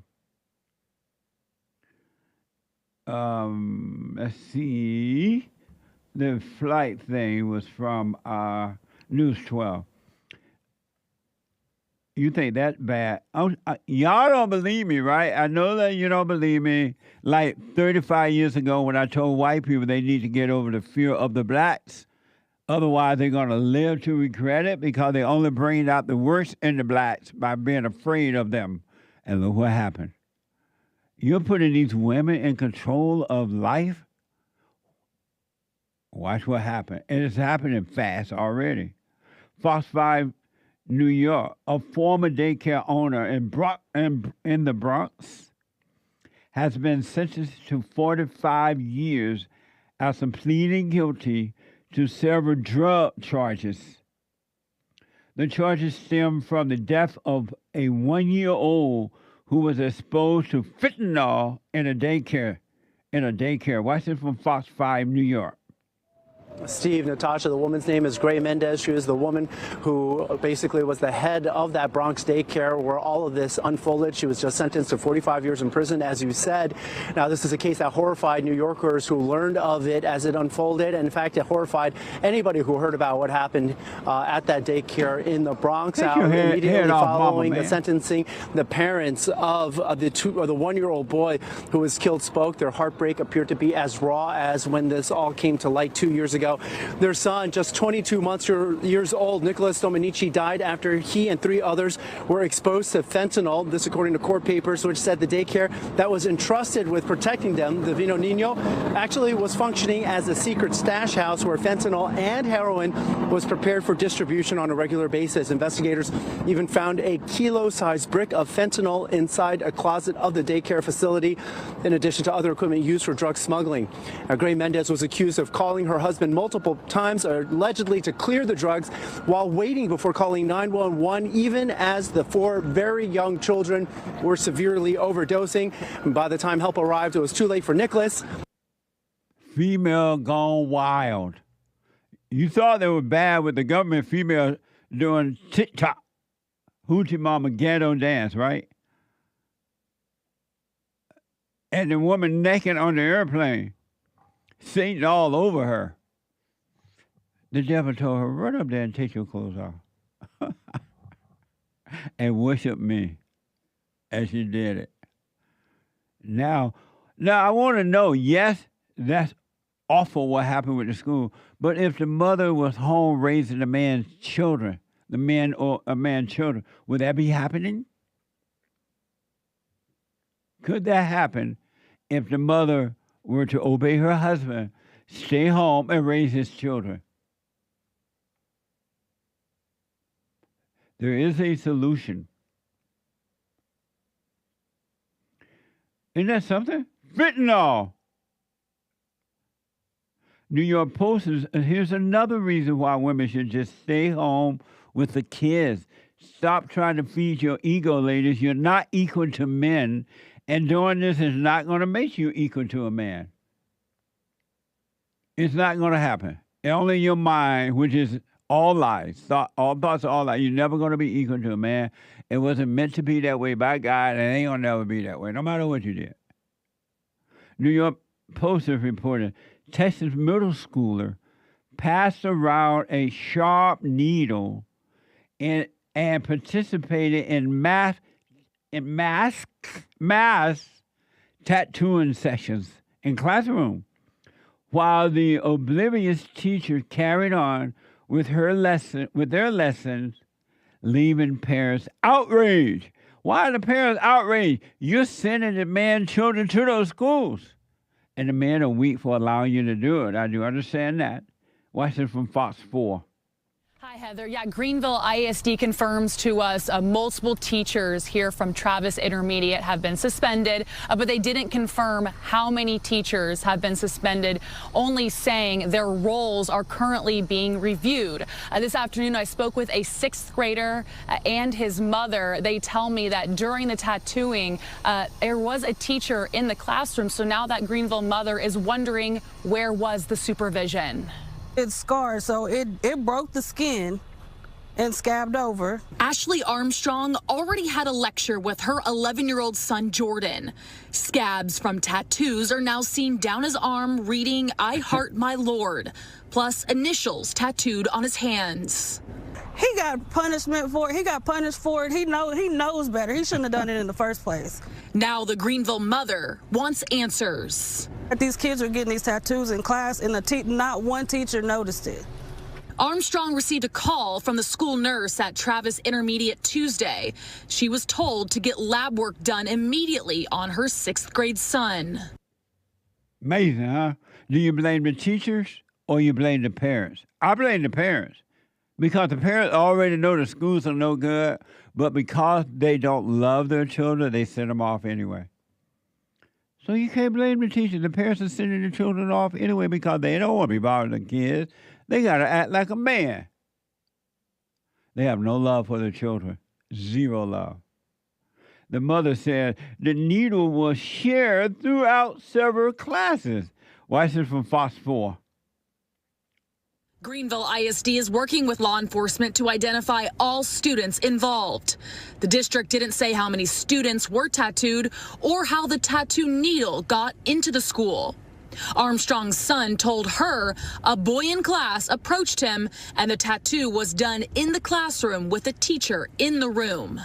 The needle was shared several times from one class to another class to another class. It's with the needle, so I don't care if it's temporary ink or not. But Armstrong is still unsure what is under her son's skin, hoping the scabs don't scar. Test results came back negative for any diseases, but the 11-year-old is due back to the doctor next week as a precaution. The boy like, what the? What a mess. I blame the parents. I don't blame the schools. I blame the parents because you already know the public school system today is no good. But you don't love your children. You send them off because they're in your way. So I blame the parents. I totally blame the parents. 888-7753-773. Let me go to Jerome out of New Jersey. Jerome, welcome to the show. You're on the air. Hey, Jesse, how are you? All is well, Jerome. That's good. That's good. And happy Women's History Month. Happy what? Happy Women's History Month. It's Women's History Month in March, Jesse. What do you mean? When did that happen? It's in March. When did that happen? In March. No, when did Today, that? When did that start? Oh, I don't know when it started, but I know it's in March, for the month of March. Really? Yeah. I've not heard of that. What's But anyway, thank you, Jerome. I appreciate it. 888-7753-773. Thank you, Jerome. I want to go to Patty, a first-time call out of Tennessee. Patty, welcome to the show. You're on the air. Hi, Jesse. Happy Friday. Thank you, Patty. Amazing. I want to just call, and I saw you on Owen Schroyer the other night, and I am a new follower of yours, and I love it. I love your show, and I agree with so many things that you say about women are just out of control, but, you know, it's because we're like children. Yeah. You know, a child will act out when they are pushing their parent to set boundaries. Absolutely. You know what I'm saying? Absolutely. You know, and, you know, a child will act as crazy as you let them act because they feel like they need someone in control of their environment because it makes them feel safe. Yeah. Yeah. And the lady before that called and you asked her if she had forgiven her mother or not,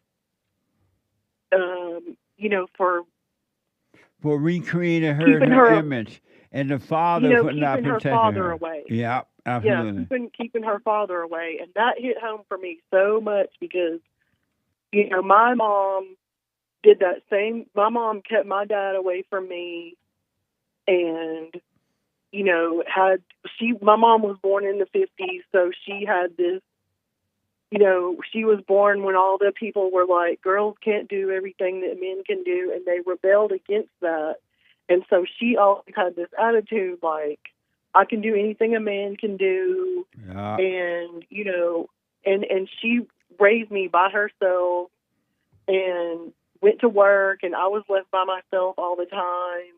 And I just wilded out, you know, and it was because I didn't have any boundaries at home. I didn't have a dad in my life, and I needed that, you know. And so now I'm grown, and I don't know how to deal with men. Like I have no respect for her, you know, like she ended up damaging her relationship with me because I feel like she cheated me of having a good life because she put that on me. And it's so like now, you know, I wish that I had a good man because, you know, you asked if I had a husband, would I obey him? I would love to have a husband to take care of and that was responsible and was the man of the house. Like, that would be like my dream. You know, I mean, I have a daughter now that I raised by myself, and like, I want that for her. Yeah. I want her to be able to relax and be who she's meant to be. But it's so hard to find a man in the world that fits that description nowadays because women have beat men down so much and emasculated them to where it's like I have a boyfriend, he lives in my house, but he's more like a child to me. You know, and just because, why? Because he didn't have a father in his life that taught him how to be a man. So your voice on here about this subject is priceless in the world because I don't know how to fix it. You know, I don't know how men, like, how do we fix this? How do we make men be what they're supposed to be? Good question. Number one is that you can't, so don't even try. All you can do at this point is work on you. You got to forgive your mother, forgive your father for not protecting you from your mother, and God will forgive you, and He would take away that anger from your heart, and He would give you a pure heart, and then He would take you away from your imagination, all those thoughts. All thoughts are all lie because all angry people live in their imagination. They believe that right. They believe that they are their thoughts, right? And so work on you. Don't want for a man. Don't look for a man. It's natural for a woman to want to get married. That's natural, but you're not supposed to want it over what is right. You're supposed to seek first the kingdom of God in His right way and want for nothing. And if it meant for you to get married, have a husband, I promise you God will give you one and it'll be perfect. But if you look for that, you're going to always end up with a mama's boy and you're going to resent him for it. Yeah, I do. I always have. Yep. You know, because just like you said, like, I live in my imagination. Like, the things that I want are like things that I imagine in my mind that you know, and those are not real. Those things are not real. They are not reality. Not at all. You know, and I'm always like, why can't I? Like, I have this man that lives in my house, and he's a nice person, and, you know, I'm always like, why can't he be like this? Why can't he be like that? Why can't he do this? Why can't he act this way? But what I'm doing is I'm imagining someone else that's not him. Yes. Why are you letting him live with you? And then I'm angry because he's not that thing. Yeah. Like, I'm not looking at him for who he really is. I'm angry that he's not this imaginary person that I've made up in my head. You know, and then I'm like, oh, why can't you be this imaginary person? And he's like, I'm just me. You know, I've been me since day one. And that's why women try to change men. They try to recreate their husband or boyfriend in their image, right? And all they do is make them worse. because he can never be what they try to Exactly, create they him give to up. be. Yeah, Yes, they give up. They're like, I'm never going to be that person that you think. that's right. Let me You see, ask. like, people, Let me ask. women fall in love with, like, potential. Yes. They're like, oh, well, this guy is smart, so he can get a good job, and he can take care of me, and he can pay all my bills, and he can do, fulfill that man role just because they see him as smart. And he might be smart, but if he's not already doing those things, that's not who he is. Right. So let me ask, So- because of time, why do you have a boyfriend in your house like that, knowing you resent him for his weakness? Well, I really didn't realize that was what I was doing until, it's some years into our relationship, and I really had just kind of been working on myself and stuff like that, and it was like I realized that that's what I've done with him and with other men, that I've been with in my life. Yeah. So, but now at this point, it's like I can't, neither one of us can afford really to live on our own. So he can't even afford to live on his own? Honey, no. What, man? So have you gone and forgiven your mother for what she's done to you?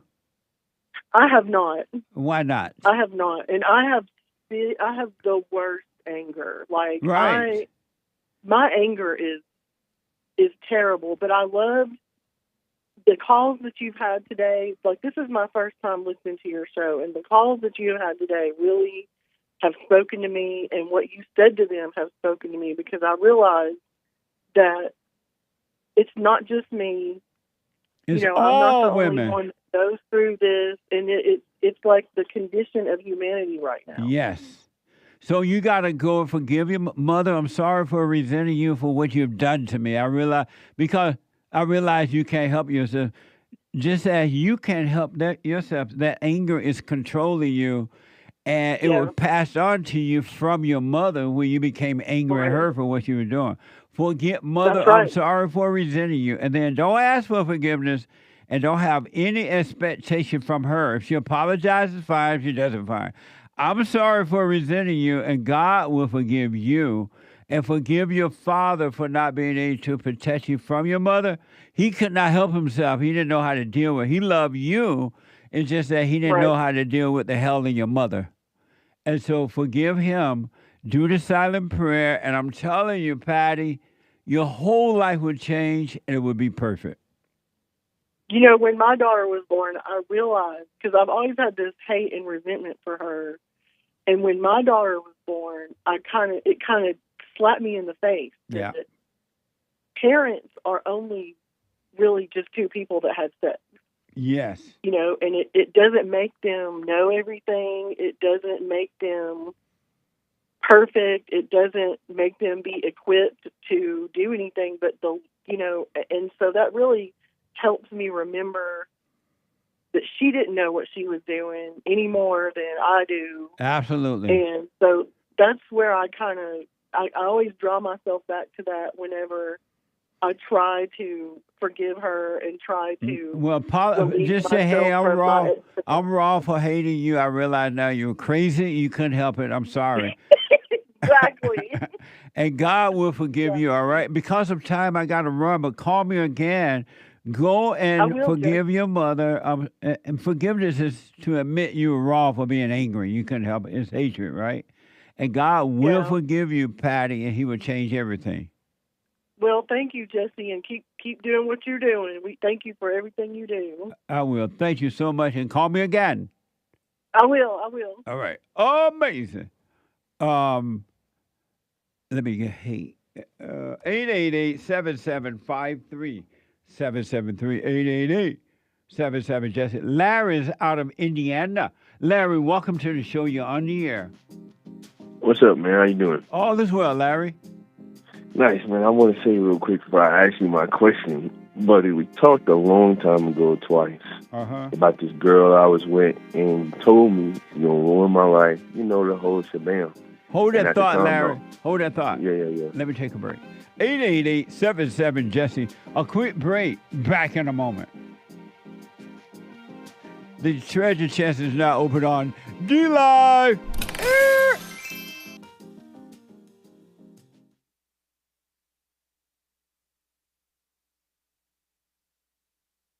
Because that's what the enemy wants. He wants to control you. They do things to make you mad so they can control you. It's like being married. And the wife would do things to make you mad, or she'll do things to make you feel good. And men do that to women too when they want something from the woman, especially sex. They'll make her feel good or they'll make her angry. And the woman's gonna have to say, you don't want to be angry. You want to speak up. You want to disagree with what's going on. It's wrong, but do not be angry. Then you won't have fear. You won't have doubt. You won't have worries. You'll be able to see, but you got to stay away from anger. That's why you must forgive your mothers and your fathers so that you can overcome the spirit of anger. It's a spirit and it's wicked. Nothing good in anger because it has no love, folks. You need love to defeat evil. And love is not a weakness. It's a strength. It's from God. It's His nature.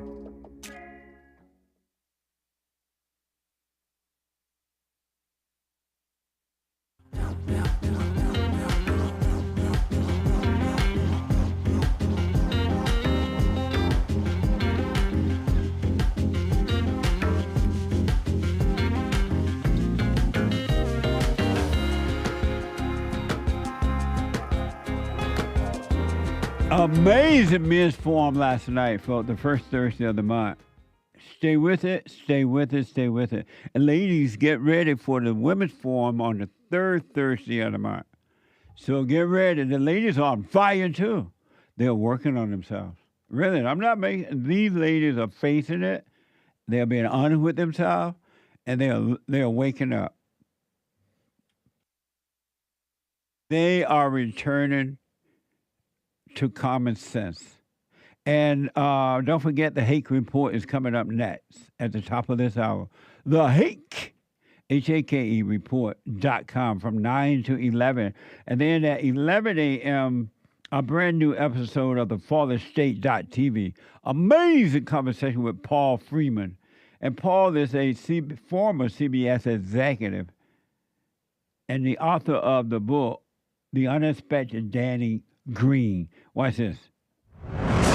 Next time on The Fallen State. Do you have anger?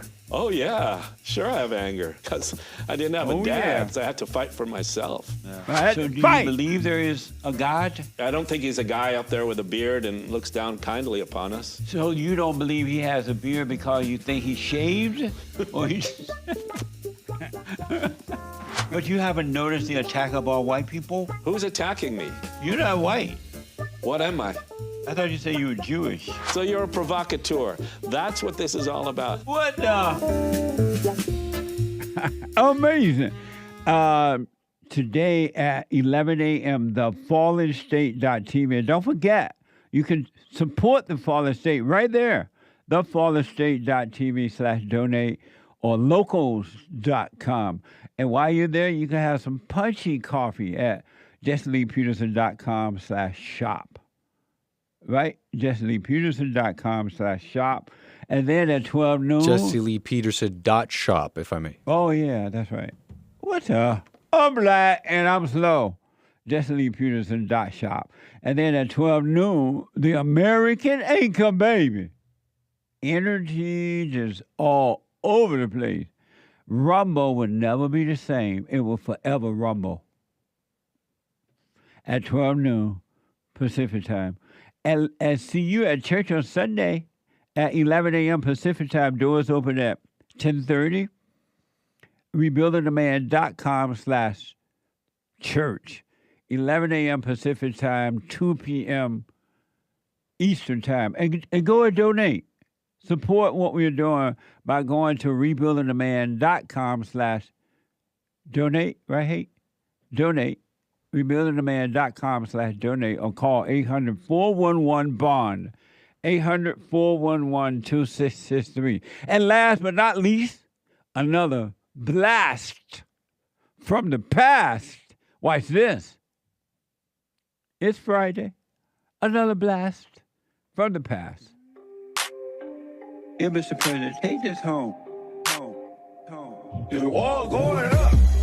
The wall going up. It's long overdue. The wall going up. 30-foot wall. The wall going up. The wall going up. At the border, I'm stunned. Amazing. Oh, the wall going up. Nice. Let me go quickly back to Larry out of Indiana. Larry, thanks for holding. Go ahead. Yeah, man, that's what I was saying. So he basically told me I need to leave this girl alone because she's going to ruin my life, man. And I understood, but I couldn't see for myself. So I was like, I'm going to stay. You know, I'm going to see. You know, you never know. So she could be wrong, you know. What? Nah. But I found out last night. She had been cheating on me and whatnot, and it was so strange. Like I was on her computer trying to log into my account. Like I wasn't looking for nothing. I wasn't thinking of nothing. I didn't have no suspicions. Like it just popped. Like it literally just popped up. And I was like, dang, you know. But that's what you get for being soft and trying to. You know. Yeah. But Mark, I do have a question though. So last night she came over here, and she came over here to get her computer, but I had her computer with me. So I pulled it back up to my house, and this is after I found out she had cheated and did the whole thing. And now I pulled back up to my house, and I walk up to my house, and she's inside my house. So I come inside, and I'm like, "What are you doing in my house? You need to get out. I'm gonna give you your Chrome. I'm gonna give you this computer, but you need to get out. Like not emotional, not argumentative, like you know." Right. And she said, no, I'm not getting out until I get my computer. So instantly, I'm like, okay. So I told her, you need to get out, and I will get your computer. I told her that 3 times before I told myself, who does she think she is? She doesn't dictate this situation. So I kindly asked her to step out one more time. She didn't. So I pushed her out of my house. And it wasn't like pushed her emotionally or aggressively. You know, I've told people about it. And like, you shouldn't, don't be emotional. You shouldn't. Like, it was not emotional. I truly felt like I needed to push her out of my house. So what do you think? Do you think it was wrong of me to push her out of my house because I had people, don't put your hands on women and don't. But me, sometimes, personally, I believe sometimes women need to get disciplined. If it's a smack across the ass, if it's a smack across the face or anything like that, you know, sometimes they deserve it. But last night I just pushed her out of my house. What do you think? You think there's anything wrong with that? So did you give her computer? I gave her the computer after I pushed her out of my house. Why you just give her the computer and then say, okay, does she have a key to your house? Yes. And now, why? I'm gonna get to that. Okay. Because so why did you just give her the computer and said, okay, goodbye forever? Why do you do that? See, that's a good question. I was about to give it to her, but when she said, I don't know, maybe an ego feeling, because when she said, no, I'm not getting out, I was like, who do you think you are? You don't dictate this situation. Well, that was Satan telling you that. Satan said, yeah. Who does she say she is? Right, you listen to the devil. You're right. I would have recommended that you give her the computer and said, okay, goodbye, and take your door key and move on with your life. Right. Yeah, so you're right. I do understand that was the devil. Yeah. The devil talking. But that's why you did it that way. Because you could have called the police and had her put out, because nowadays women can cry and lie on the man, and the police will put you in jail, right? Right. And so next time, if that, God forbid, if that should happen again, just give her a computer and tell her she got to go now. And if she doesn't, just call the police and tell them to come right away. Right. In order to protect yourself. Do you think sometimes women deserve to be hit? Not like abusive, or I just only when you're protecting yourself. You have a right to protect yourself from her violence. Right. So you have a right to protect herself, and she doesn't have a right to hit you otherwise, and you don't have a right to hit her otherwise. It's not right. It doesn't make sense. But if she's attacking you and you need to protect yourself, you have a right to protect yourself. Yeah. It's so funny because I really waited. I really just told myself I really can't see, so really just wait to see if it's true or not. And it's I wouldn't say it's a shame.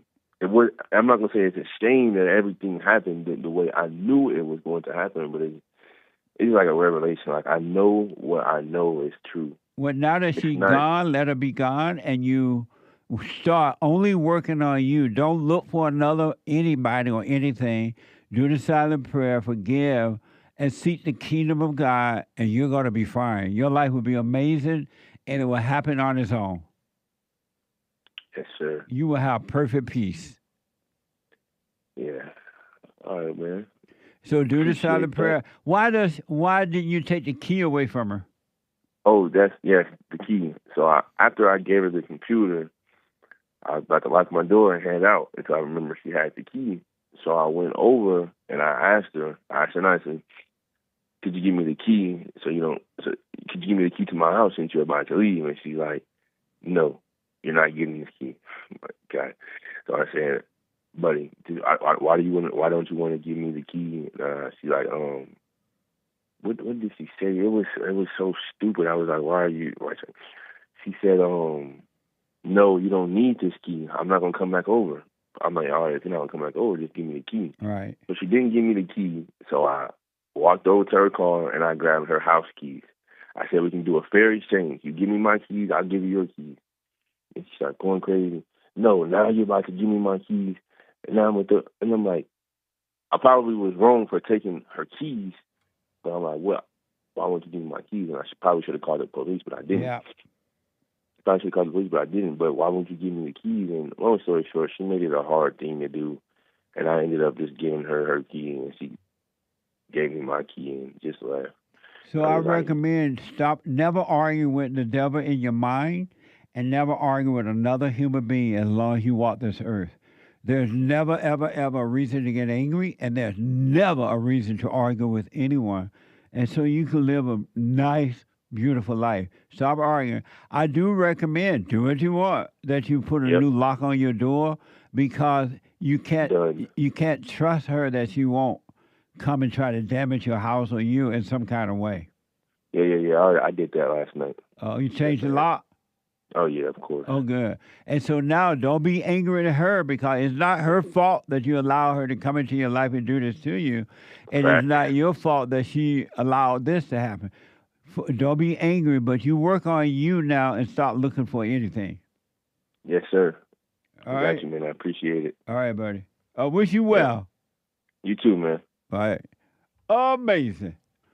Carl, let's say first-time caller out of Texas. Carl, welcome to the show. You're on the air. Hey, Jesse. What's going on? Carl, all is well.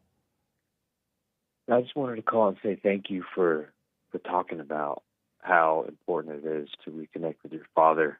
Can you hear me all right? Yes, I can. Okay, good. Yeah, so my friend was telling me about your show, I think it was maybe a couple years ago. Uh-huh.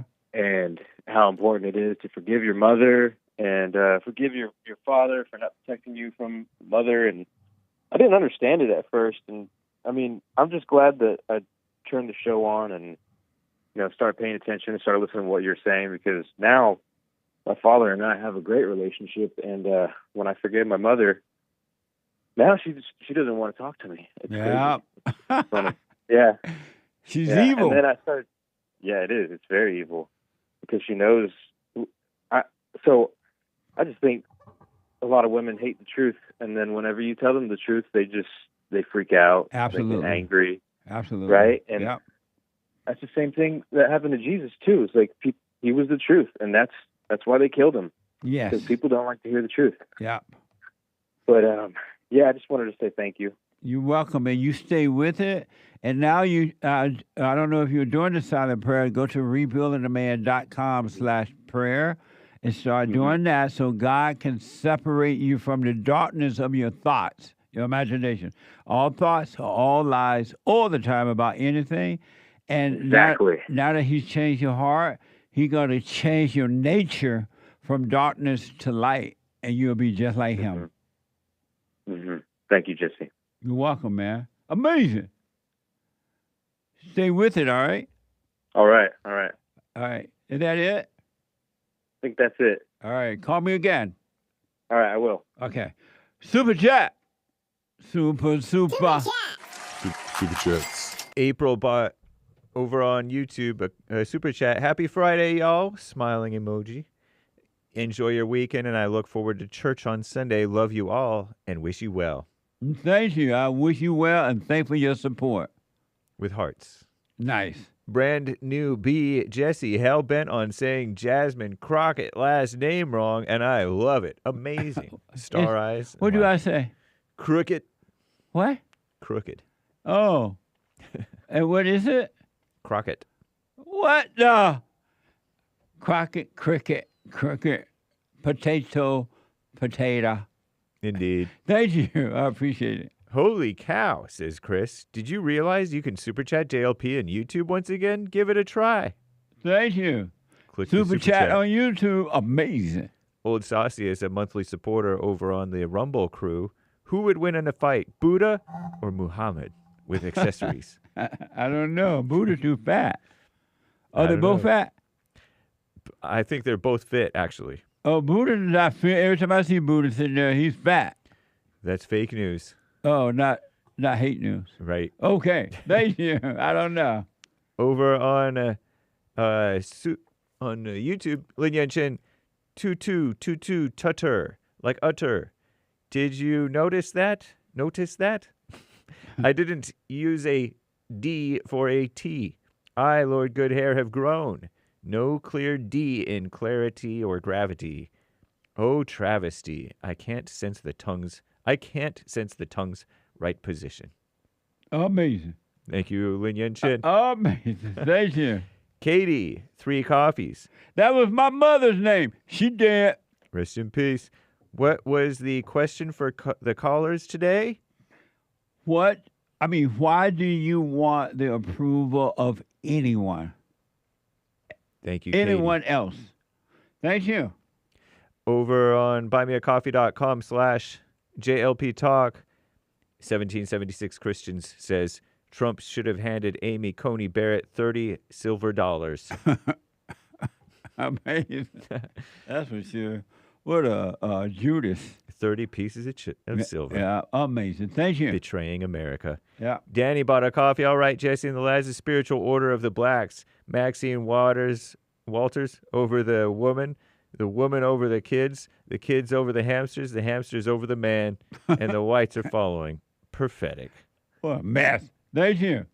Face palm. See you on 3 coffees. Hey, Jesse, why was there a white woman on your shirt? Why is there a white woman on your shirt? They do the most crying. Is that why? No. Grinning face. But this woman, her color is made in a way that represents all colors. Nice. Right. And when she cries, she lies. Amazing. Thank you, Sion. What the? Sion says, the corrupt liberal Democrats look dirty and their clothes just weird. Rashida Tlaib looks so dirty. She doesn't look like she has something on. I think they do that on purpose to relate to the poor people to get the vote. Yeah. Amazing.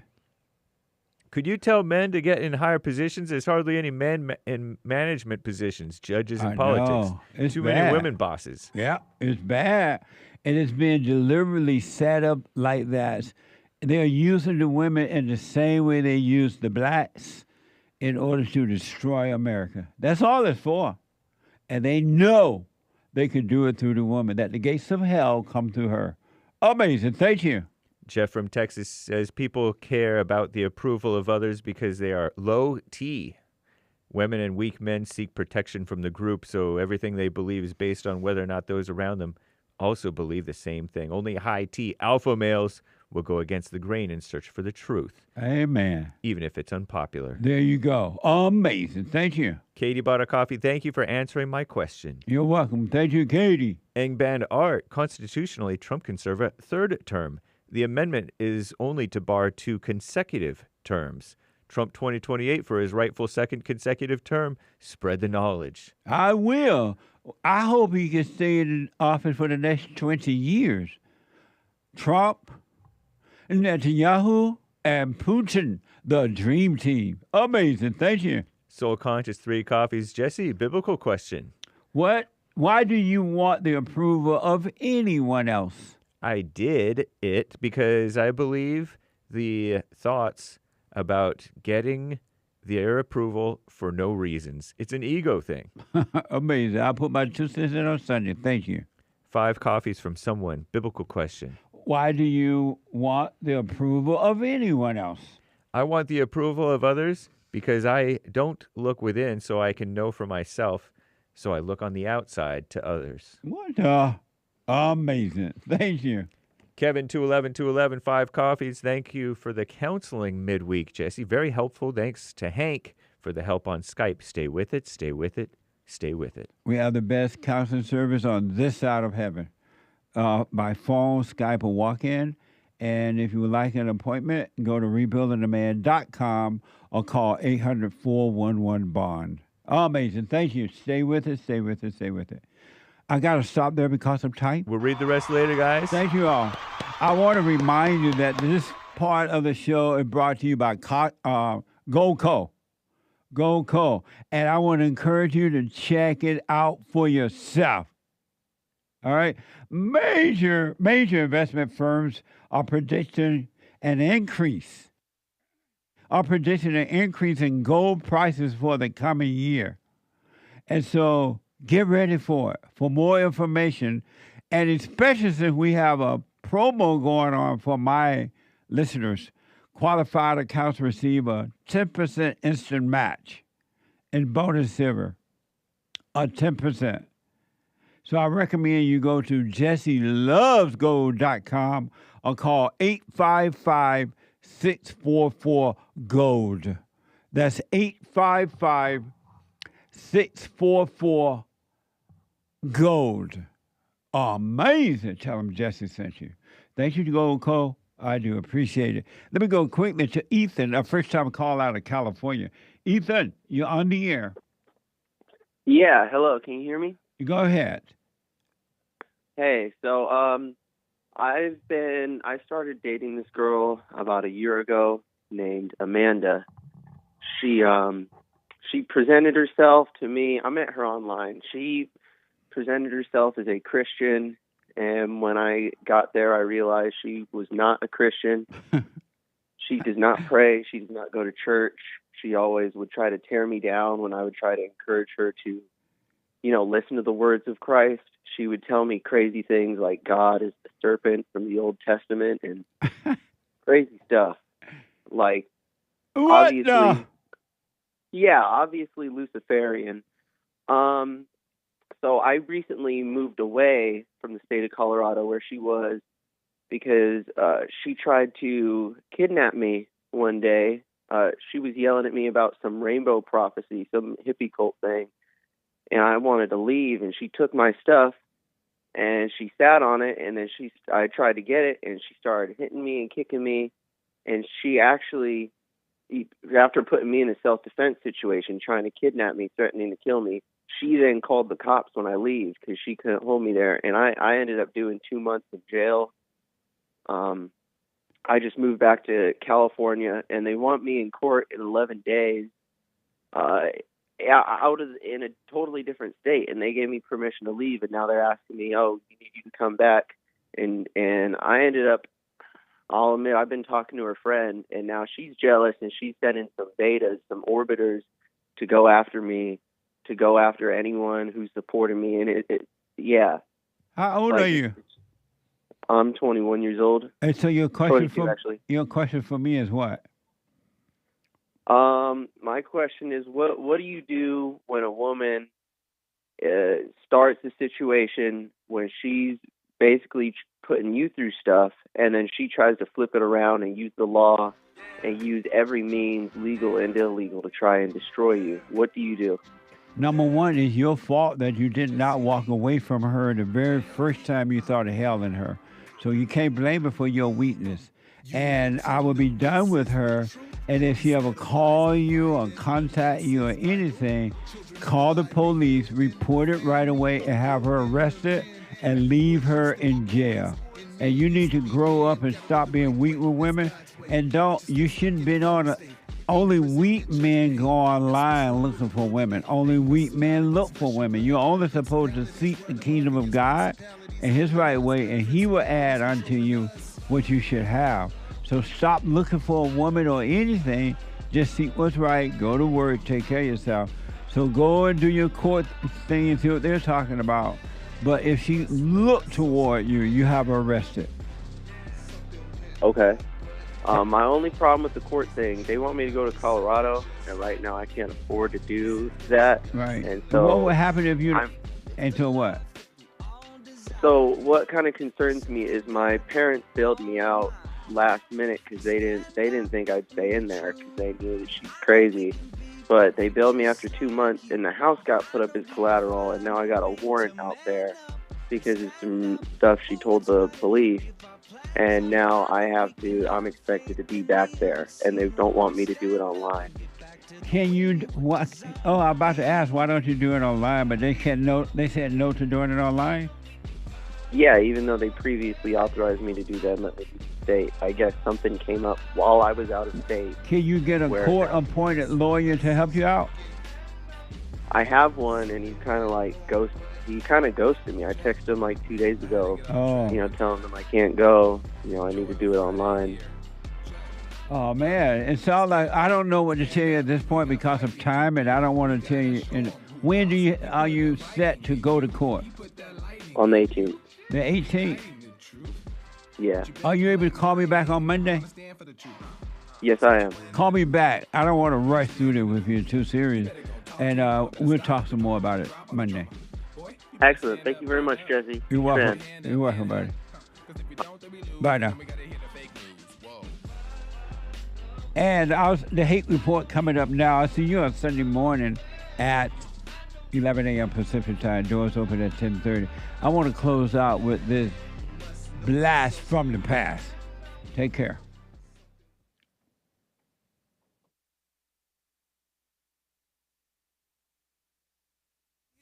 With your nanny. Bust a move with your family, yeah.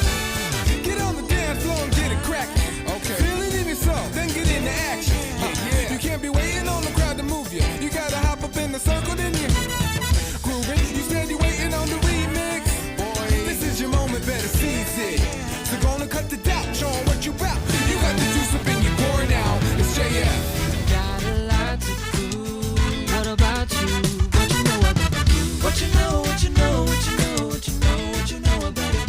What you know about the food? What you know, what you know, what you know, what you know, what you know about it? What you know about it? What you know?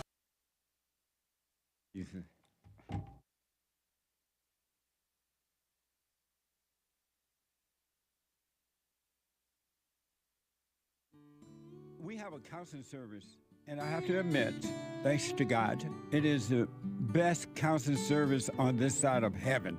I counsel with men and women, families, individuals around the world. Most people are unhappy, they're miserable, they have rough lives, they're depressed, suicidal, young and old, of all races. I understand, I know why, and I do understand it. Because exactly what's happening in me is happening with everybody outside of me, inside of them. And I've noticed that with those who really, really, really want to understand, they overcome it just like that, out of one counseling session.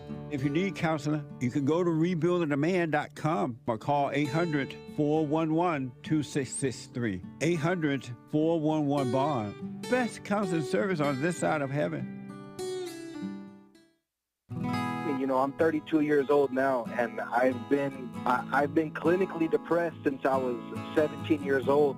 And ever since I started listening to you a couple of months ago, bro, I don't even need to hear the word depression. I don't even care about that because that's not anything that I identify with anymore. Nice. I'm 100% cured. I'm 100% better because I've been listening to the Jesse Lee Peterson show, and I can't even begin to tell you how much I appreciate you. And I just can't even begin to tell you how much I really appreciate the things that you're doing for young men. Young men need to hear this, and young men need to know this message that you're delivering because it's important.